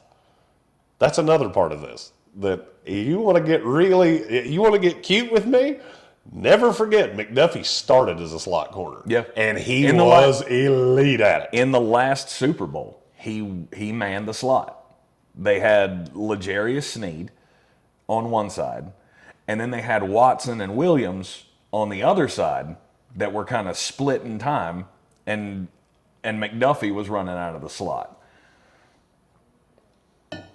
So, I mean, I guess you could line him up that way, but would you not want to go at A.J. Brown? Right, what do you get mean? in his head. He has been so reactionary, emotional for the last several weeks. Yes. He's always been an emotional player. Yes. Who's the guy that I can put in his face to tick him off? How can I try to DK Metcalf him? Justin Reed's the first answer that came to my mind. And look, I think you're going to get that. I think you're going to have a lot of Jalen Watson and Justin Reed bracketing him over the top. And I'm going to try to play physical with you. Yep. I'm going to try to get that emotional response.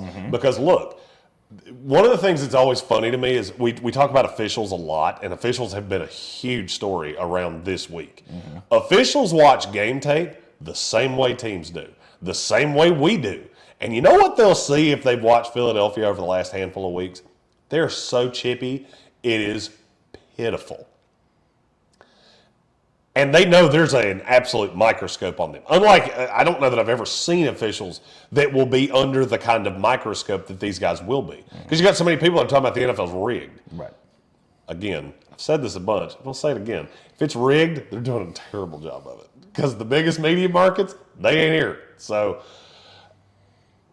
they're not going to let this game descend into that. They're not going to let what happened with Marshawn Lattimore and A.J. Brown happen. And they're looking for it out of A.J. Brown. Yep. So don't be shocked. Don't be shocked if he comes out and tries to start that, and we have a really ticky-tack foul that happens on A.J. Brown early because they're trying to set a precedent. I said it during the NFC Championship game. I'll say it right now because I know exactly how that meeting went. Yep. And so what you said to who can I get in his face and try to start that process? Yes. It's Justin Reed. I want to bait him into it. I want to Trent McDuffie's I gonna want be to try to get him kicked out of this game. Like, I don't think that's going to happen, but I'm saying if it's possible that I can get in his head so much that he starts some stuff like happened in that other game, I mean, it's going to go a long way to taking off the ways that they can hurt me. For sure. Right. You don't plan that way. It would be a little cherry on top of, hey, you know what? If he throws a punch, then we don't have to deal with it anymore, and this offense becomes a lot easier to do. I'm not saying you're planning for that, but you are planning to make him uncomfortable. To get him rattled. I want to make him uncomfortable. Yeah. And Trent McDuffie's not going to do that. Trent McDuffie, in terms of coverage, is about as much of a technician as we have in this league. He does a good job of not getting into hand fights. He does a really good job with his feet. That's why I want him on Devontae Smith. Okay. If he's having to play out of the slot, so be it. I don't care. I can figure all the rest of it out because I'm not really worried about Jahan Dotson. Yeah. I know he can beat me. I also have looked at target spreads and things like that. Jahan Dotson would. You talk about the greatest deep con in the history of the NFL. We've just kept trotting him out there all year long and waited until the Super Bowl for him to be the super secret weapon. I'll give Nick Sirianni credit on that one. Yep. That's a long con. Yep. Jalen Watson, with his size, matches up physically better with AJ. And, I mean, that's why they ran him against him. He's taller. Right. They're all thin. They don't have the physical corner that's going to be able to really deal with A.J. Brown. And look, when we saw him Monday night, there was no player in that building that was more loose and more ready to go than A.J. Brown. No. I think he's the X factor in this game. I think he is what everybody is trying to tell me Saquon Barkley is. Because if you told me there's a guy that can just be an absolute matchup nightmare, and I don't know that you have a lot of counter punches. Because really the only thing you have to do is back off McDuffie, put him on A.J. Brown, and then I'll tell you exactly what Philadelphia's going to do. Devontae's about to get peppered. Because you know anybody can keep up with him one-on-one. He's such a technician running routes, there's nobody else that can deal with him. He will abuse Shamari Conner. I think he would abuse Watson as well. Which is why you throw McDuffie on him. Exactly. Yeah. That's the thing, though. All right, if A.J. Brown starts picking on Jalen Watson, what's your alternative? I'm already bracketing him. Yeah. Because you're not going to throw Watson or Connor out there one-on-one. You're going to have that safety over the top, which invariably is going to lead to Dallas Goedert up the seam. Look, there are a lot of ways that when you break this down from an analytical standpoint, from a film standpoint, there are a lot of ways that you can go, man, this could really go Philadelphia's way if they're able to pull this off. Yep. There's also that sticking possibility, though, that this is not going to go your way, and you are just going to be behind the eight ball like always when teams face the Kansas City Chiefs. You're in the Sportsocracy, and this is ESPN Asheville, 92.9 FM, 880 AM and 1400, back from New Orleans after this. And welcome back into the Sportsocracy on ESPN Asheville, 92.9 FM, 880 AM, 1400, heard everywhere on the iHeartRadio app. The Ingles Living the Dream Tour down in New Orleans, Louisiana, brought to you by Ingles Supermarkets, Clarissa Sells, WNC.com, and Parks Ford of Hendersonville. Jeremy, it's time to get weird. And things can get weird in families when, everybody's been through a traumatic experience. The loss of a loved one can cause lots of problems in families. People can fight over many things when things like that happen. And usually when there's a death in the family, somebody, at least this is how it works in my family, somebody's going to get drunk. That works in my family for deaths, births, funerals, weddings, bar mitzvahs, bat mitzvahs, quinceañeras, I mean, we don't do any of these things, but we will still get drunk in adjacence to them happening. Yes. Really weird story out of India where two brothers, they lost their father, and their father passed away after a long illness, and one of the brothers got a little intoxicated and started an argument that led to police being called to have to defuse the situation because, well, they couldn't agree on how to deliver the last rites. So the drunk brothers' idea was what? Drink. It was to split the remains. And not like, hey, we're going to cremate dad, and you take half the cremains, and I'll take half the cremains. Oh, they wanted to bid him out like a '67 Chevy. Yeah. He wanted to cut dad in half so he could do something with half of the remains, and the other brother could do something with the other half of the remains. The argument got so intense that the other villagers around them, they had to call the police to say, hey, if y'all don't come over here, they're going to hatchet this poor man and his body in half. Yeah, Dale's going to end up in pieces on the front yard, and we don't want that. So we're going to need you to come down here and adjudicate this. Yes. Dale was not split in two. They talked them out of it, and apparently they did cremate the man and then split the remains. Well, I mean, that would make more sense. Yes, desecrating a body is never a good idea. There are certain things in life that we do them because they make more sense. Yes. Don't need to bid out Papa. No. My story comes from Scotland, and the Scottish government had to put out a press release that said, we don't plan on banning cats. Okay. Allow me to elaborate. This is from First Minister John Swinney, who said that containment measures are being looked at after a study about the effect on felines in Scotland revealed that cats were killing 700 million birds a year in Scotland. Yeah. First of all, there's not that many people in Scotland. I don't know why we have that many birds. I think we found a bird recharging station. There shouldn't be 700 million birds anywhere. What's the per cat kill rate here? Because that feels really high. That's like, it's got to be 1 million per cat. I mean, what, there's 700 cats in the entire country of Scotland? Okay, now it feels a little low. No, they ate them all. All the they don't eat, stop that. They eat weird things in Scotland, but it's not cat. Are you sure? I'm pretty sure. I don't know. I bet they might make a pretty good. I mean, for Scottish me, egg. this is a government overreach that I can get behind. That you're we're not going to let you have cats in your house. And I'm Jeremy Greene, and I support this message. I don't. This is in one of those maddeningly inconsistent moments for you.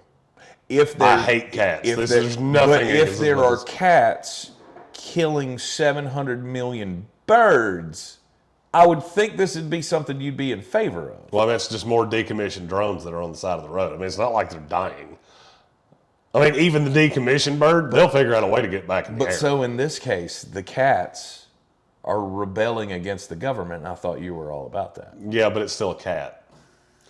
This is not one of those, the enemy of my enemy is my friend.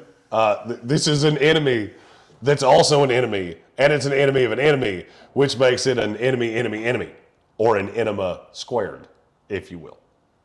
Not an enema. Cubed. Cat enemas will not work out in your favor. Cats are enemas. Those like things, just the sheer fact that they're alive is an enema to me. Those things scratch. Oh, I don't want them they're all. I'm deathly allergic to them. I've never understood the purpose of a cat. I saw you and Ariel Reimer having a moment about your I love my cat. Kitty cats. I love my cat. What is there to love about a cat? He's so fluffy. He's fluffy. So is a pillow. He's so snuggly. I love him. He's so snuggly. So is a pillow. All right, you're 2 for 2 on things that pillows do. Get a pillow, put some googly eyes on it, and call it good. Because I won't wind up a sneezing, blithering mess like you off a pillow. My cat does not do this to me. You do this to me. I didn't cat do this has to you. never made me feel the way you make me feel. Look, I didn't do this to you. Patient zero. I was about to say, they gave it to me. I was just a carrier. I am just the light and the highway. We had to come down and get the Mardi Gras herpes, and I'm not happy about it. You got the H1N1 Mardi Gras flu. Yes. Hey, look, I already lived through it, so, I mean, I have a little bit of sympathy for you. I really do. And we all know where that came from. But I also... Birds. And the cats are killing the birds, so the cats are the heroes in this scenario. I couldn't disagree more. Couldn't disagree more. Although it is possible that this is the bird flu, the H1N1, the SARS. I don't know what it is. It's the most evil virus I've ever dealt with. I don't like it. I don't like it at all. And now I will say, selfishly, it's a lot more fun for me to watch you go through it than it was to watch myself go through it. Yeah. Because I thought I was in the active throes of death. I actually had like a 4-hour period where I was thinking to myself, don't die in a bed and mobile by yourself. That would be very unfortunate. Hopefully I don't get to death's doorstep like you did. I don't feel like I'm going to die. I don't feel great. I had the longest 2-hour day of anybody's entire life. I slept like 17 hours in 2 hours. How does one do that? Because you lose all grasp of time. Because you're so sick and you're so delusional that you don't know anything about time. I woke up at 11:55 at night and thought I'd missed the show. What time does this show start? Noon. How did I think I had missed a show at 11:55? Oh, by the way, it was still dark outside. My brain wasn't picking that up, but all of these factors were true. Yeah, you just saw 11:55 on the clock and went, I already missed a show that even in the worst case scenario wouldn't start for 5 minutes. Right. Okay, so who are the players in Super Bowl 59? The deep divey players. We did this yesterday, talking about Kansas City's Kansas City's offense against Philadelphia's defense. Now, today, who are the lower level players that could make an impact? Jaden Hicks is the one that I specifically think of because that's a player that they bring in sub packages that gives them an opportunity to be much more multiple. He's the closest thing that Kansas City has to a Chauncey Gardner-Johnson, somebody that can disguise defenses. If things do not start well for Kansas City, do not be surprised if you start looking in the back half and you start seeing 21 more often than you usually do. Mm-hmm. The other one that I keep looking at is Joshua Williams. Because if things go awry, that's the only player you have to turn to. Mm-hmm. Because he is longer, he's 6'3", pushing 6'4", and could, in theory, serve as a bigger-bodied corner to go after A.J. Brown. I'm not going to say I think it will happen. I'm just saying it's on the table, and I think it's something that it will be sprinkled in. Mm-hmm. I think the only way to deal with what Philadelphia is going to give you is to just throw different looks at them, stay fresh, heavy rotation, because Philadelphia doesn't have a heavy rotation. You look up and down that roster for Philadelphia, there's not a lot of places to turn. Mm-hmm. You get to Will Shipley awfully fast. And in the receiver room, it's the four you know and nobody else. There's just nobody there. Yeah. E.J. Jenkins. I don't believe that's going to be one. Paris Campbell, I don't really think he's going to be one. I've never seen a team that's as thin weapon-wise as Philadelphia and still this good. Mm-hmm. Well, I mean, it is a credit to how great your starting pieces are. But it does feel kind of San Francisco-y. Very high on the high side. Yeah. You can't sustain an injury. But then the depth is not great. No, I mean, you get to Aeneas Smith really quick. Yes. And I mean, that's to me, and we saw this last year with 49ers with Dre Greenlaw. As soon as they didn't have all of the pieces, it wasn't the same. And it was super easy to look at where things went and go, that injury changed a lot. Mm-hmm. That is one big thing I watch that I will be watching with Philadelphia is you can't have anything go wrong. You need to make sure everybody stays upright, everybody's as healthy as humanly possible. If that means we need to be handing out carrots and celery sticks before this game, then so be it. Yep. But we cannot withstand anything. We don't have any room for error. If I'm picking somebody from the Philadelphia Eagles offense, please say Kenny Gainwell. I am going to say Kenny Gainwell. That's because it's the only one that was there. It's the only option that you have. The only guy that's not a starter that could potentially be that big of an impact to score a touchdown, get a big play, that's not coming from Jahan Dotson. I mean, as much as that, you may want that as Jahan Dotson to be the unsung hero of the game, I don't see it. I don't see Grant Calcaterra doing that. It's not like there's going to be, a Johnny Wilson sighting. Will Shipley. Hey, look, if you join us at the Village Porch to watch this game and you see Johnny Wilson catch a touchdown pass, I'm going to need you, A, be cool, B, mind your business, C, nudity might happen. Because it's a big, gigantic number, and I did wager it. Nice. Pays a lot. Yeah. Like a whole lot.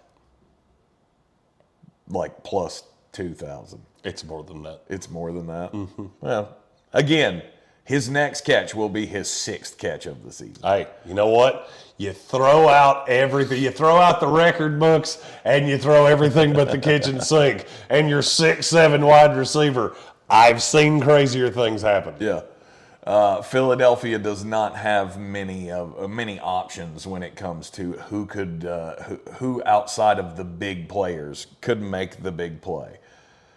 Kansas City, on the other hand, on their defense, I mean, I could see several guys making a big play that turns the game. You already mentioned Josh Williams and Jaden Hicks. I also feel like Mike Pennell is one of those. Mike Pennell's one of those guys that you just look around and go, have you been in the league for 40 years? He has, but he sticks, and he's going to be one of those that are needed to try to rein in Saquon Barkley. Well, I mean, you got to throw everything but the kitchen sink, and I look at Kansas City. There's not a ton there. I'm more looking at the secondary starters, the Leo Chenal, the Drew Tranquil. Drew Tranquil is a great one. A play because he seems to just make plays at the biggest times. Mm-hmm. Don't be shocked if there's a big game-changing play that's tied to him. He was another name that I had an asterisk by of right. He needs to at least be mentioned.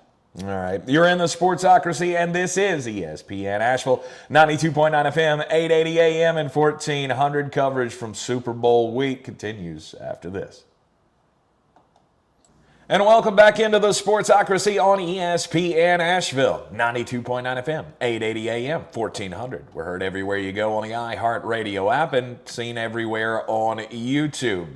Follow us at the Sportsocracy on all of the social medias. The Ingles Living the Dream Tour rolls on here in New Orleans, Louisiana. Super Bowl 59 coming up this Sunday, and we are having a ball thanks to Ingles and Clarissa Sells, WNC.com, and Parks Ford of Hendersonville. So now it's that time for us to pick our favorite players when it comes to the matchup between the Eagles offense and the Kansas City Chiefs defense. The number one pick in this seems pretty obvious to me. I'll give it to you. I will take Saquon Barkley then. And I'm glad you did because I don't agree with you. I think that is what Philadelphia wants to do. I think that is what Steve Spagnuolo has spent 2 weeks fixating on. Mm-hmm. How am I going to stop this? Mm-hmm. I'm going to make you beat me in a way that doesn't make you comfortable. When Saquon Barkley is really humming, mm-hmm.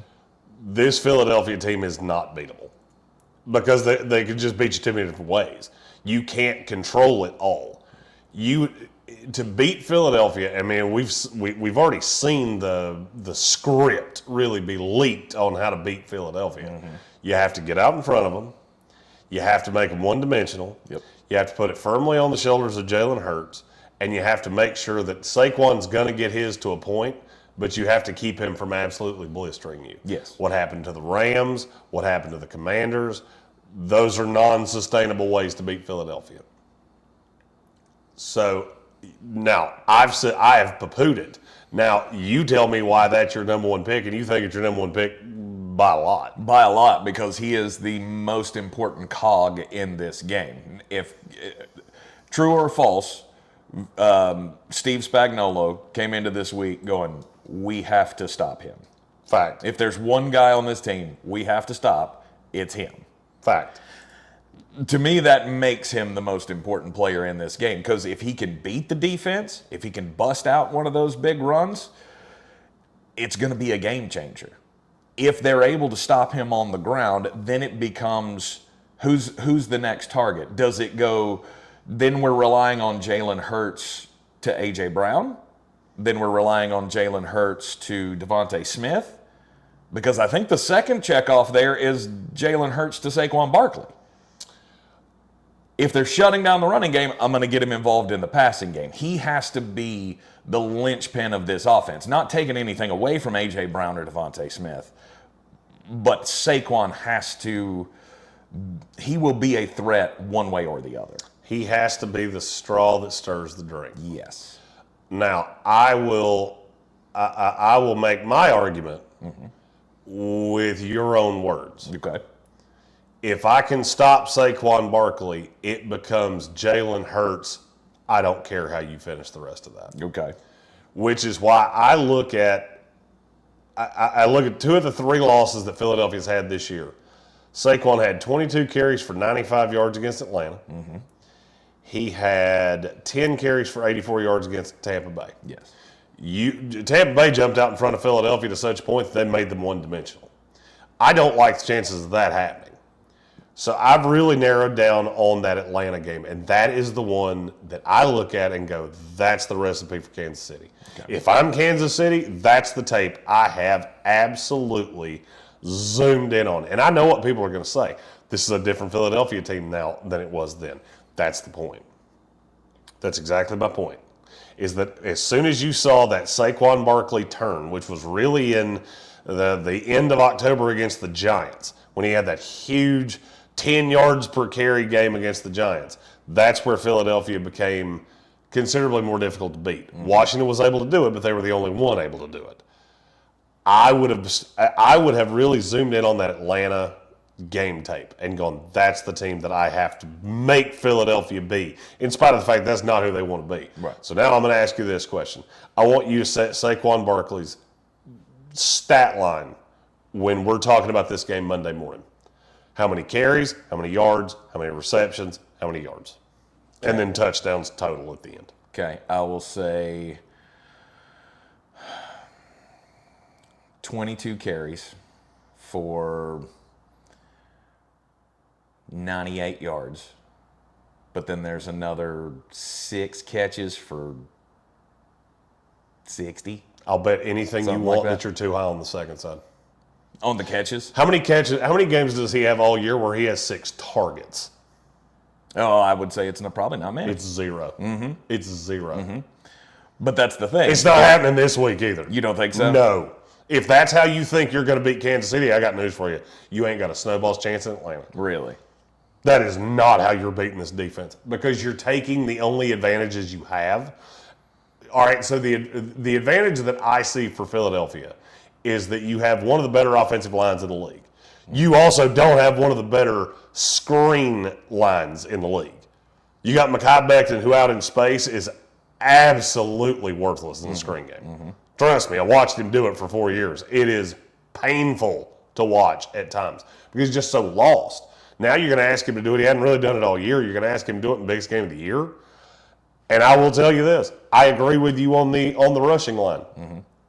I think it's going to look a lot like Atlanta, and you're not going to win that way. Yeah. This needs to look a lot more like what I saw against Washington, which is 15 carries, 118 yards, or against the Rams, 26 carries, 205 yards. That's what I need to see from Saquon Barkley, and I don't see a path that it's going to happen. Yeah. In all of that, 2 touchdowns. 1 on the ground, 1 receiving. That's the best case scenario for Philadelphia, because I don't think that you're going to go in here and run for 150 yards against this defense. I don't think it's going to happen. So my calculation in that was, okay, how many times does Saquon Barkley bang his head against the wall running the ball? Does Nick Sirianni, does Kellen Moore bang their heads running against this team? It better not be many. And then find out that they have to get it in the screen game, or that they have to get him involved in the passing game somehow. It better not be many. This is a guy that has 411 touches this year. I need to optimize those touches as best as possible. Yeah. I mean, if he's working, I will run him into the ground, because this is the only game that matters. Be careful. Anything that happens in this game.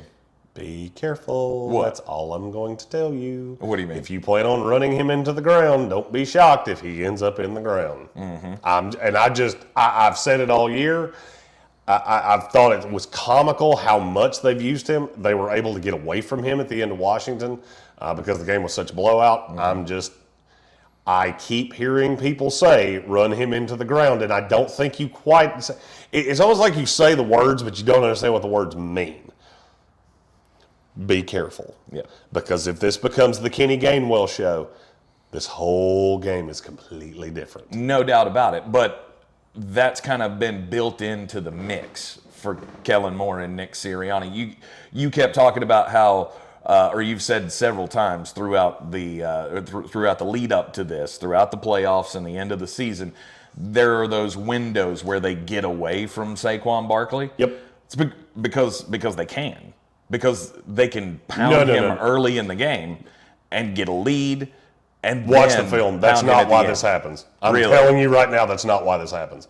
This happens because Nick Sirianni gets into his own head and he gets away from Saquon Barkley. I don't have an exact list of how much Philadelphia tape I've watched. I can tell you they've gone through periods where he was averaging 8 or 9 yards a carry, and then he disappears for a quarter. You don't do that because you can. You do that because you get cute. And now you've gotten to this point, and I'll be honest with you, and this is going to sound kind of counterintuitive, you better be glad that you have. Because this is a guy that has had there's a lot of wear on these tires. And you get to this point, it's been 2 weeks since you played a game. That's the first time it's been 2 weeks since Saquon Barkley's played a game in a long, long time. Their bye was the first week in October. I'm just telling you, as somebody that's done a lot of athletic things in my life, you have that first 2 week break. Yep. You know that old line about train air conditioners? It's hard to stop a train. It's hard to start one too. Yep. Throwing that out there. Saquon's is the key point to this game for me, and the fact that Sunday's going to be his birthday too. You know, I'm a narrative guy. I love that. I don't care if his birthday's today, yesterday, 6 months from now. None of that means squat to me. This is the Super Bowl. It's not an extra multiplier that it's my birthday. Oh, 100% it is. Anyway, my first pick is who I think is the straw that stirs this drink, because I'm going to shut down Saquon Barkley to the best of any humanly possible way. And if that stat line you said is accurate, I'm going to have to find somebody that can beat me. Yep. I'm going to say it's A.J. Brown. I've gone over watching the tape, how I think Spagnuolo is going to deal with this. I think Trent McDuffie's going to end up on Devontae Smith.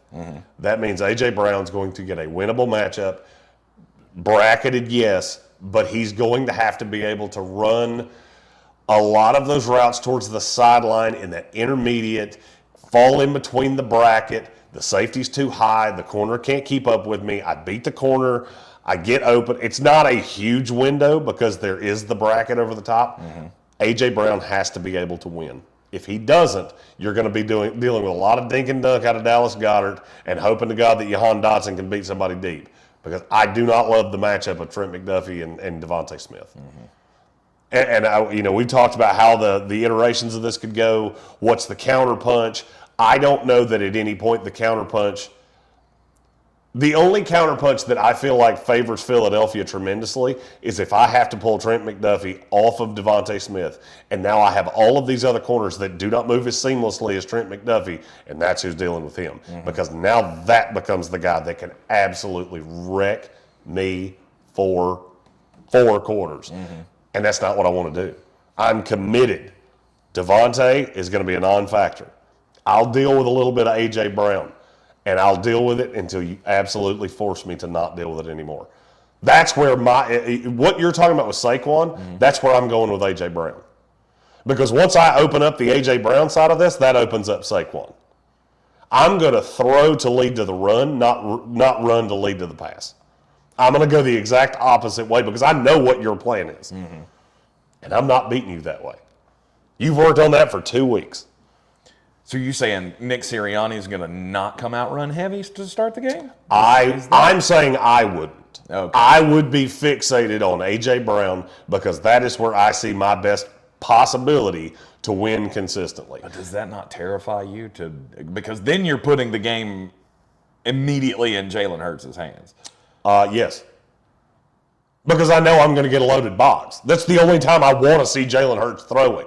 Here's what scares me to death. I start out early trying to run. I get behind, and now you know he's throwing it. And now I'm catching those nickel looks, and I'm catching drop back sets with the defense. I'm catching hidden, disguised blitzes and things like that with Jalen Hurts. Now he's turning his back to the line. Now I'm seeing all of bad Jalen Hurts come out. No, I'm going to bring the action to you. I know what you're going to do because you've watched Saquon Barkley ruin people's souls for the better part of the last 3 months. Yep. So I know that box is heavy. This is where Jalen Hurts can actually benefit me, and I will take the action to you instead of letting you take it to me. Awesome. We'll get deeper into that on tomorrow's show with the full breakdown because I'm very interested to hear where your mind is at as far as what the game script needs to be to start out.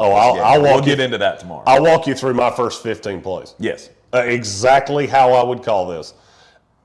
And it would if I knew Nick Sirianni was going to follow this game plan, it would probably change the outcome of how I'm going to pick this game. All right. Next up on your most important players when it comes Eagles offense versus the Chiefs defense. I feel like I have to take a Chief here because now we took 2 Eagles to start with. And I feel like all of the ones that can really affect this game, it all ties to A.J. Brown and it ties to Saquon. Yes. Everything else is ancillary. So now I will look to the defense of the Kansas City Chiefs, and I'm going to say it's the green dot. I'm going Nick Bolton. Good for you. If he can't control this game, and if we start seeing Saquon Barkley breaking out of tackles the way he did against Washington, you're in trouble. You're in trouble, and I'm not going to say this game can get out of hand. If you told me this was more than a 7-point final score, I'd almost promise you Philadelphia wins. Absolutely. Because I don't see any way that Kansas City's blowing Philadelphia out. I do not either. I think they're the better team. I think they're better coached. I think they win in a close game because I outcoach you, I outsmart you, and I've been here before. I've won these games and you haven't. Is this going to be a high-scoring game or not? Yes. I love the over. Ooh. I love the over. If this is going to be a high-scoring game, it's hard for me to imagine Kansas City winning that game. It's not for me. I don't know that there are going to be a whole bunch of points going to be scored in this game. I think points are going to be at a premium. So you're going under 48.5? These same 2 teams scored 73 points in a Super Bowl just a handful of years ago. I mean, I get it, but I mean, Kansas City, they're not that team, right? They're not the 30-point team. If Kansas City is whatever team that they need to be. Really? They've shown that over.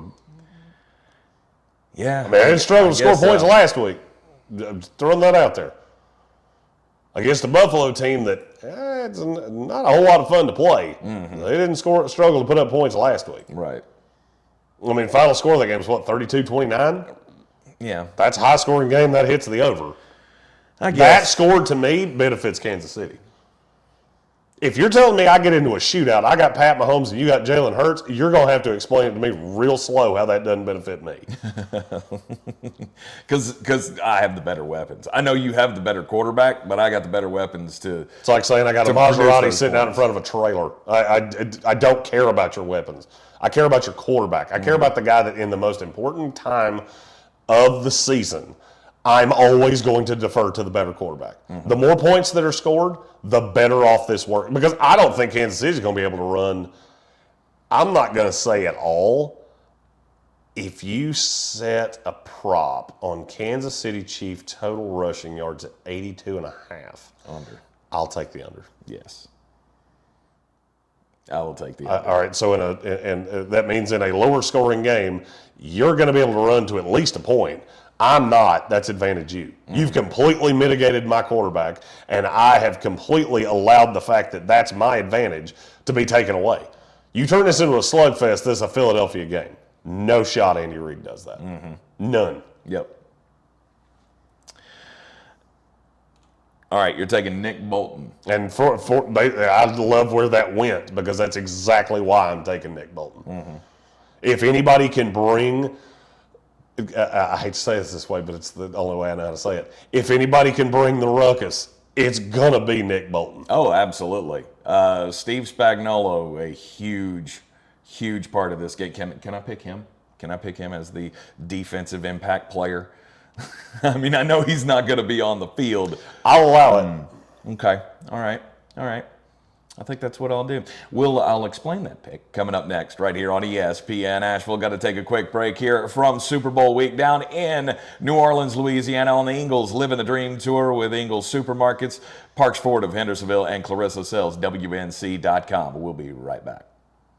And welcome back into the Sportsocracy on ESPN Asheville, Thursday of Super Bowl week here in New Orleans, Louisiana on the Ingles Living the Dream Tour with Ingles Supermarkets, Parks Ford of Hendersonville, and Clarissa Sells, WNC.com. We are indeed living the dream here at Super Bowl week. And the daily draft today, Eagles offense against the Chiefs defense. Who are the most important pieces of this game? My number one pick was Saquon Barkley. Then Jeremy, you say A.J. Brown is the most important offensive piece for the Eagles. And now we're focusing on the defenses, or on the defensive side here. Because we know what the weapons are for the Philadelphia Eagles. We know how important those weapons are because of the, we'll just be nice and say the lack of consistency that we've had from the quarterback position of the Philadelphia Eagles this year. You went Nick Bolton, the play caller. I'm actually going to cheat a little bit here and go defensive coordinator Steve Spagnuolo. Spags is a mastermind when it comes to dialing up pressure. In the games that the Kansas City Chiefs have played against the Philadelphia Eagles and Jalen Hurts has had to face more unblocked pressure against that team than any other team he has faced. In fact, the rate of unblocked pressure he has to face doubles.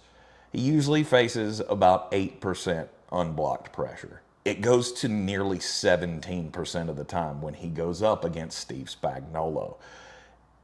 And that's why I think this is such a, as you have said so many times, Jeremy, a chess match of Steve Spagnuolo has to find the right pressure to mitigate the run game and get the pressure on the quarterback to force him into making mistakes.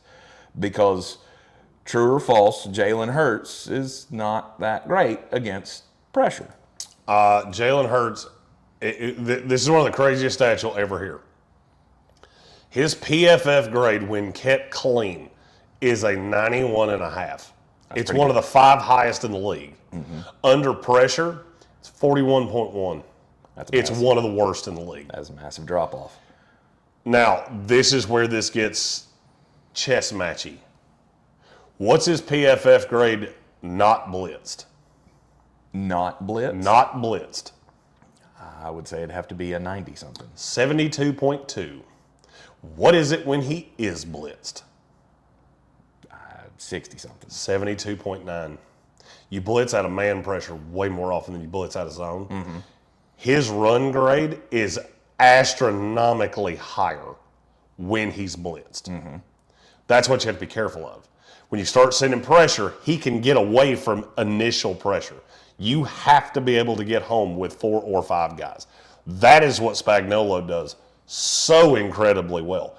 Also, you look at the way these teams are built, there are only a handful of targets that I'm really worried about with Philadelphia. It's AJ, it's Devontae, it's Goddard, very little bit of Saquon. One of the things you have to remember, Kellen Moore has never been the offensive coordinator when they have played Kansas City. Not once. They didn't play this year. Right. Kellen winds up with unblocked pressure more than the average offensive coordinator does, because he is really, really, really questionable when it comes into leaving that checking tight end, because they have two pass catching tight ends in Goddard and Calcaterra. Yep.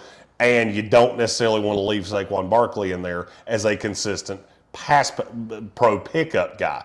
Kenny Gainwell's not great at it. I've always thought people kind of overvalue how good he is at that, and Will Shipley's too small to do it. Right. If they get home with 5, that's the biggest part of this game. And if they get home with 4, may God have mercy on your soul, because you're in trouble. Yeah. My next selection is going to stay with the Kansas City defense, and it's got to be Chris Jones. If we're going to be successful in shutting this down and shutting down Saquon Barkley and putting pressure on Jalen Hurts, it's all got to rotate around Chris Jones, as it typically always does.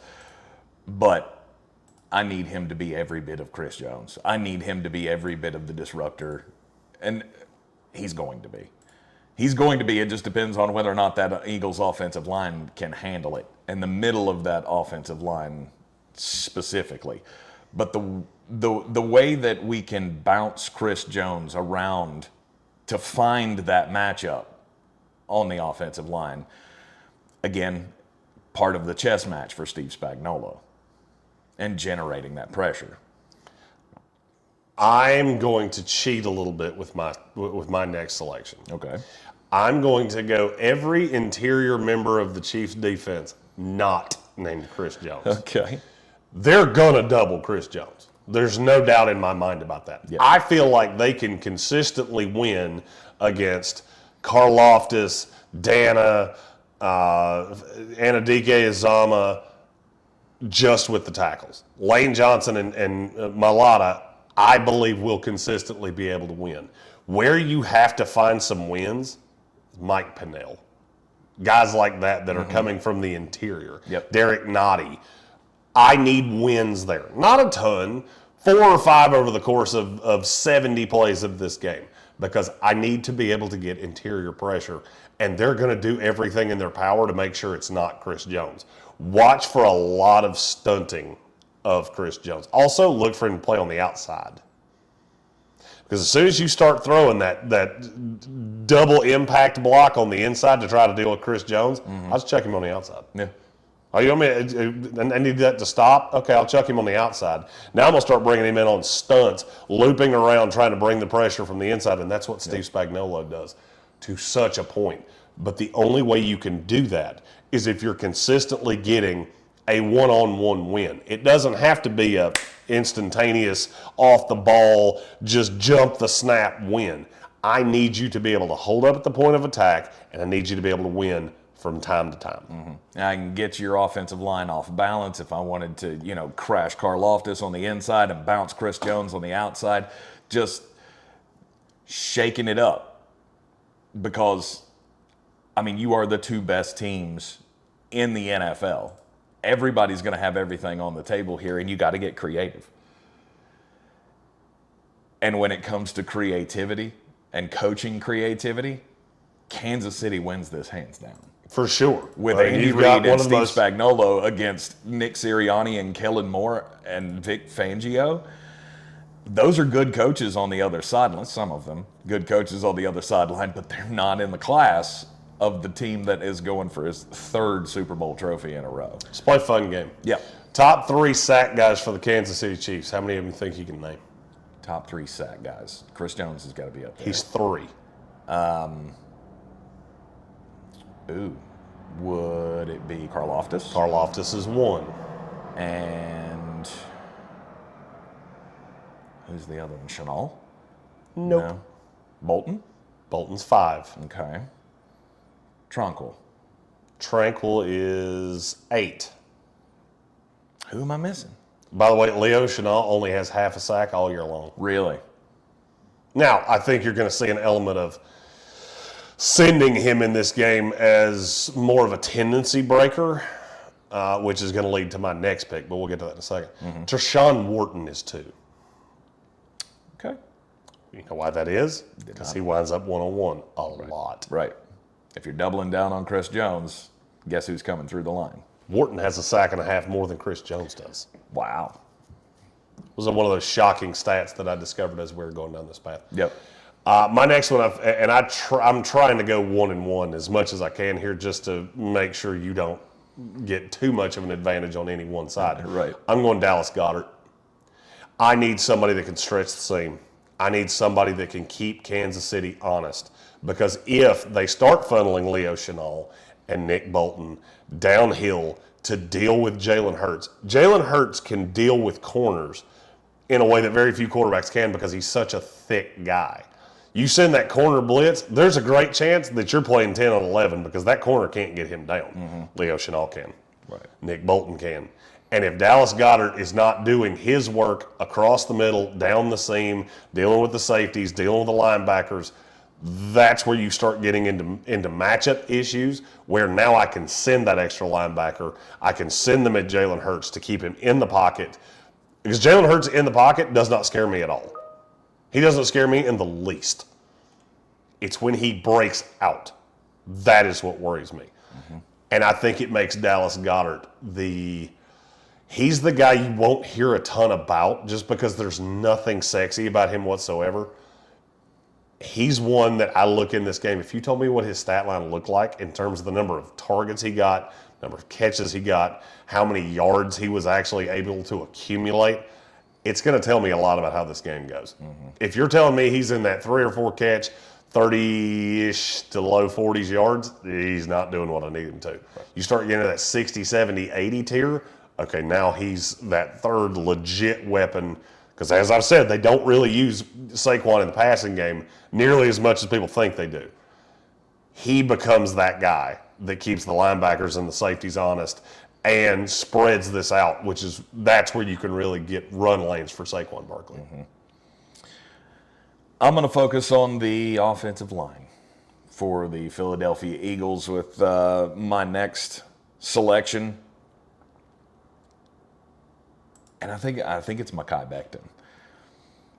That's an interesting Not one. because and it's not because he's the guy that I need. I mean, I need him not to screw up, right? I need him not to be the obvious weak link. How many times in the last few days that we talked about this game, I feel like you have said it 100 times. I'm going to target him. No doubt. I am coming after him. Pass block Grady's a 61.9. Run block Grady's a 71.9. That should tell you everything you need to know. I am going to figure out how to rush him, get him uncomfortable, get him, unbalanced, all of those things.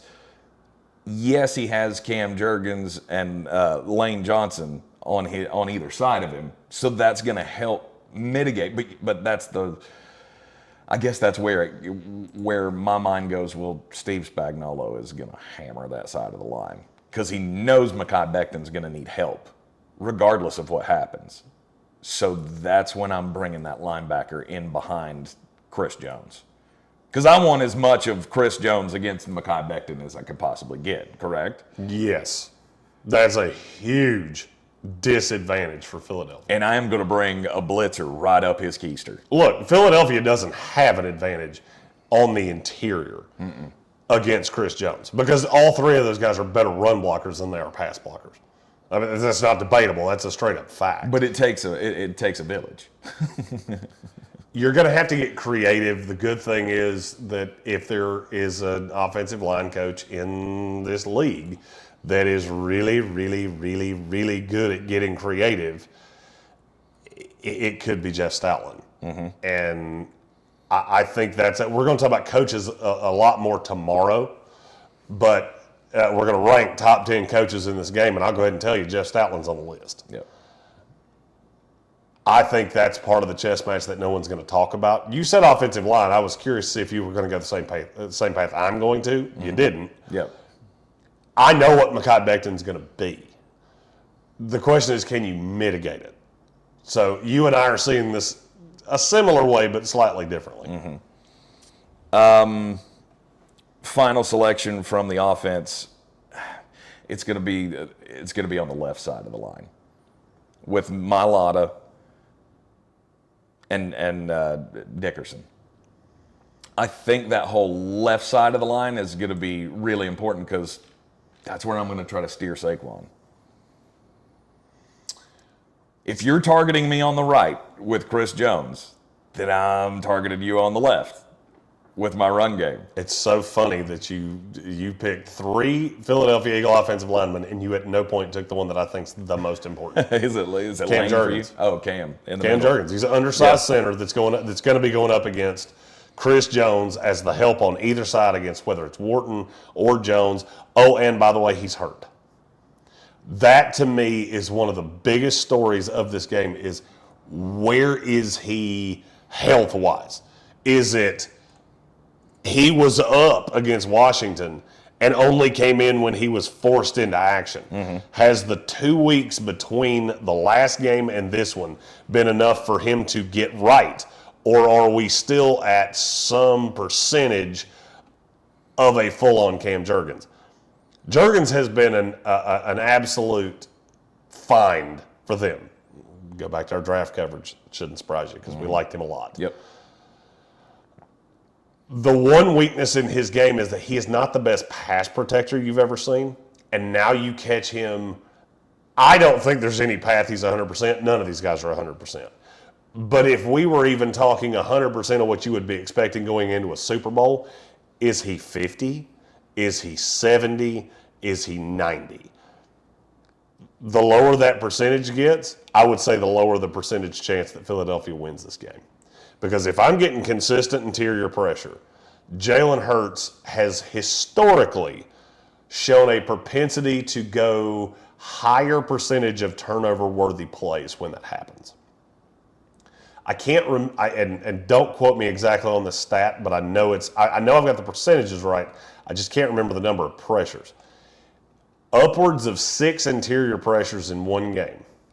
Jalen Hurts' turnover-worthy play percentage goes from 1.7 to 5.6, and that is a huge jump. And that's in one extra pressure.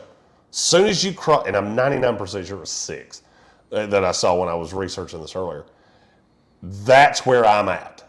I've got to get in his face and up the chances that he makes that mistake. Because I don't think Pat's going to. Yeah. I've done this too many times. I've got stats for days tomorrow. Whew. If you like stats, tomorrow's going to be fun.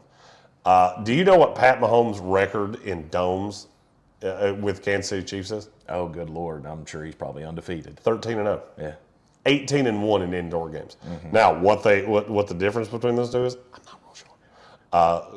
Indoors in a dome, I think it's the same thing, but whatever. I'm very intrigued on a fast surface where the mistake comes in, because one mistake could be enough to take the ring off your finger and put it on the other guys. All right. Who's your last defensive piece for Kansas City? I'm shocked I'm getting this guy so late. I'm going to go Justin Reed. Okay. Kansas City Chiefs. I think the bracket with him is going to be such an integral part of this. And I almost just took the safeties in general because, frankly, I could have taken Reed. I could have taken Brian Cook. I could have taken Jaden Hicks. And as a matter of fact, you know what? Name's on the door. I'm going to. Safeties for the Kansas City Chiefs across the board. Okay. Because I'm going to have to show you a lot of different looks. Reed is the one that I know is going to be on the field a lot. Hicks is the one that I think you're going to see more of in this game than you have seen in the past. But I still think Cook stays out there in 3 safety sets because he's so good in the box. And you're going to need that against Saquon. But you're going to have somebody that can bracket on the opposite side. Or they're going to completely dictate your play call. And you're going to hear me say it a lot tomorrow. I don't want to be the one being dictated to. I want to push the tempo. I want to push my style of play. I want to be the aggressor. If I'm not the aggressor, I'm playing on my heels, and both of these teams can kill you if you start playing that way. I think the safeties for Kansas City are so unbelievably important in this game. No. My final selection for the Chiefs defense, I'm going Trent McDuffie. He's just such a pivotal player in that secondary that you can do a lot of things with a guy that has skill like that. It comes down to a big play in the secondary for Kansas City. I can imagine Trent McDuffie is going to either be one of the causes of that big play or the guy making that big play. And if AJ starts hurting them, do we get to the point where they go, we got to try to put McDuffie on him to crank him down? To me, that's a great game within the game. If you start seeing McDuffie a lot on A.J. Brown, I think you're already behind it. Right. If we're getting burned by A.J. Brown, then do we have to abandon the game plan? Like if the game plan is to have Trent in the slot and then they're killing us with A.J., I'm going to have to put my best on best at some point. And Trent McDuffie, very important to how this game is going to flow for the Kansas City Chiefs. You're in the Sportsocracy. This is ESPN Asheville, 92.9 FM, 880 AM and 1400. Tonight, NFL Honors Night. We'll talk about the awards and who should win up next. It is ESPN Asheville, 92.9 FM, 880 AM and 1400. We are the Sportsocracy on the Ingles Living the Dream Tour in New Orleans, Louisiana. Tonight, NFL Honors Night. So who's going to win the big award? Josh Allen. Josh. Sorry. Was I not supposed to do that yet? Yeah, Josh Allen, MVP. I mean, there's no chance anybody else gets this award. I mean, Lamar Jackson's still got a shot. And Saquon, I think, has got a very far out there shot. I think it's Josh Allen's to lose. I've thought it was Josh Allen's to lose for months. Mm-hmm. So nothing's changed. This was voted on weeks ago. I don't see a path. For me, it's Josh Allen, and it's not really all that close. It's a quarterback award, and it's either Lamar Jackson or Josh Allen. Josh Allen and Lamar Jackson, both of their stats are great. Josh Allen won more games. And I think that's what this comes down to for a lot of people. I mean, I had the star quarterback on the better team. Your active odds at DraftKings, Josh Allen is minus 450. Lamar Jackson's plus 320. Saquon Barkley, take a stab at his odds. 1,500. Higher. 2,500. Higher. 4,500. Higher. 5,000. Higher. Wow, 10,000? 8,000. 8,000. All right, so Saquon's not getting it. Feel pretty sure of that, yeah. Pretty sure. Josh Allen, he would probably have my MVP vote too. Lamar would be so close. Statistics were better for Lamar, but quarterback wins do matter. Offensive player of the year. Saquon Barkley, not close. I agree with you. And I don't really see a way that he's not going to win it. No, Lamar Jackson would probably have my second vote for that one. And then Derrick Henry. Active odds there. Saquon's minus 3,000. Shoe in. Have to bet $3,000 to win 100 U.S. doll hairs. I feel like that one's pretty locked up. Yes. Defensive player of the year. Zach Bond. This is the one that I do not agree with you on. You've been on Patrick Surtain for months, it feels like. Yes. The active odds there are Surtain's plus 150. T.J. Watt's the favorite. Mm-hmm. I've never been able to believe that a guy, he had a lot of forced fumbles. He didn't have anything else. So I don't believe that. You're going Bond? I believe so. I'm going to go Patrick Surtain.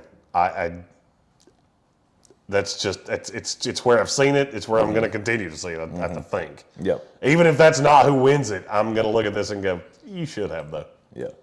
One of the leading tacklers in the league is Zach Bond, and is, I think he was second this year in forcing fumbles. I mean, he has had a hell of a resurgence or a birth, I guess, in the NFL since going to Philadelphia from New Orleans. I feel like it would be him or Surtain. Offensive Rookie of the Year, Jaden Daniels. Oh yeah, I forgot about the quarterback. Okay. My bad. I was about to say, bad. I thought that he's minus 20,000 right now. So I thought Brock that Bowers is. No, Jaden Daniels is minus 20,000 to win Rookie of the Year. I thought that one was going to be real easy, and that didn't quite work out the way I wanted it to. I didn't think about it. Brock's second at plus 2,200, and save your money. Don't do that. I'm voting for Brock. Defensive Rookie of the Year. Ooh, does this go to verse? Yeah, versus he's minus 1,000. Okay. I mean, there's still a possibility it's Quinion Mitchell, but I don't like the chances. I think this is super close, but the voters don't seem to think so. Really?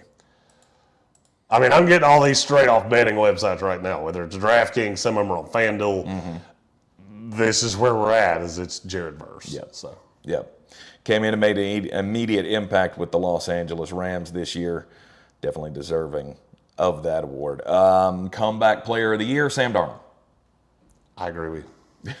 If it's not Sam, it's Joe Burrow. Mm-hmm. It just depends on how many voters got the memo that, well, Sam doesn't really qualify. Personally, after we made such a big deal that Sam doesn't qualify, I want him to win it just that much more of, yeah, we heard you. We heard you last year with DeMar Hamlin, too. We just don't care. Yes. Because your criteria here doesn't make any sense. Coach of the Year. This one's harder for me. Do you have a favorite? My favorite is Kevin O'Connell. The Minnesota Vikings should not have been that good in my head. I mean, yes, I know they have Justin Jefferson. I know they have pieces, but the fact that they went 14-2 in the regular, or 14-3 in the regular season, I could not have seen that coming.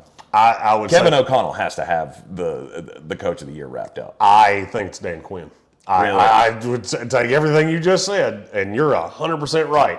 You just said the wrong name as you were doing it. Mm-hmm. So I'll say it's Dan Quinn. Who does Vegas say it is? Dan Quinn. Not by much. That one's actually close to the point you could bet it and have at least a puncher's chance of making a little money. Of having the underdog. Assistant Coach of the Year. The two Detroit guys, Glenn and Johnson, Brian Flores in Minnesota, Joe Brady, or Vic Fangio. And again, remember, this was voted on before in between the playoffs and the end of the regular season. It's probably Ben. That's who I would have thought it was. Yeah. I would say it's Ben. I mean, it was a historic offense, if For not sure. just for that franchise. I mean, they were a top 10 offense in the entire league's history. For sure. I would say Fangio, if there was one that goes off the board, I would say it's Fangio. Mm-hmm. And then finally, tonight we announced the 5 inductees of the Pro Football Hall of Fame class of 2025. Yes. Can we agree Antonio Gates has to be one of them? Yes. Can we agree that Terrell Suggs is going to be one of them? Yes. Can we agree that Luke Kuechly is going to be one of them? Yes. It's from there that it gets a little more dicey. Well, Eli Manning. I know. It's a done deal. I know. It just shouldn't be. It shouldn't be, but it angry. is. It's a done deal. Especially because we're Patriot in killer. New Orleans. Yeah. Archie's from here, and I get it. I just don't like it. You cannot tell the story of the NFL without Eli Manning. I understand that. And if his name was Eli Smith, we would be laughing at the fact we're talking about his first ballot Hall of Famer. Probably so. Who's your fifth one? I'm going to keep just praying and hoping it's Torrey. But I think he probably has to wait even longer. I'm going to go slightly off the board and say it's Adam Vinatieri. Okay. You're talking about can't tell the story of the NFL. You cannot tell the story of the NFL without Adam Vinatieri. Absolutely. If there were any that I think we might have missed, there's a possibility that Luke doesn't get in at the expense of Torrey Holt. Okay. There's also a possibility that Luke and Steve Smith split the vote because you're probably not getting them both in the same class. And I've seen this before where you have two guys from the same team and it's not a huge market team, so you don't necessarily have a lot of guys beating the drum for them, that they wind up just cannibalizing each other and neither one of them make it. Right. Then you get Luke next year and Steve Smith 2 years from now. Is there any movement for the guards? Jari Evans. We're in New Orleans. And Marshall you Yonda. always have to entertain that we are in New Orleans and That's Jari true. Evans played his whole career here. So, All except for 1 year. Yeah. Spent that one last year with Green Bay. God, I forgot completely about that. That was, if there were one, I would say it would be him. I mean, I wish we could just let them all in because they all, but unlike baseball, all of these guys belong in. There's no Billy Wagner here. So, There's no name on the 15-man finalist list that does not deserve to be in the Hall of Fame. there's not one guy that they could say their name tonight, and I'm going to go, no. No. Eric Allen, Jared Allen, Willie Anderson, Jari Evans, Antonio Gates, Torrey Holt, Luke Kuechly, Eli Manning, Steve Smith Sr., Terrell Suggs, Fred Taylor. That's one that I really wish would get some momentum behind him. Adam Vinatieri, Reggie Wayne, Darren Woodson, Marshall Yonda. There's not a bad selection in any of that. Nope. And you know what? Enjoy the NFL honors tonight. We'll be back to preview the big game coming up tomorrow right here on ESPN Asheville. We'll see you at noon.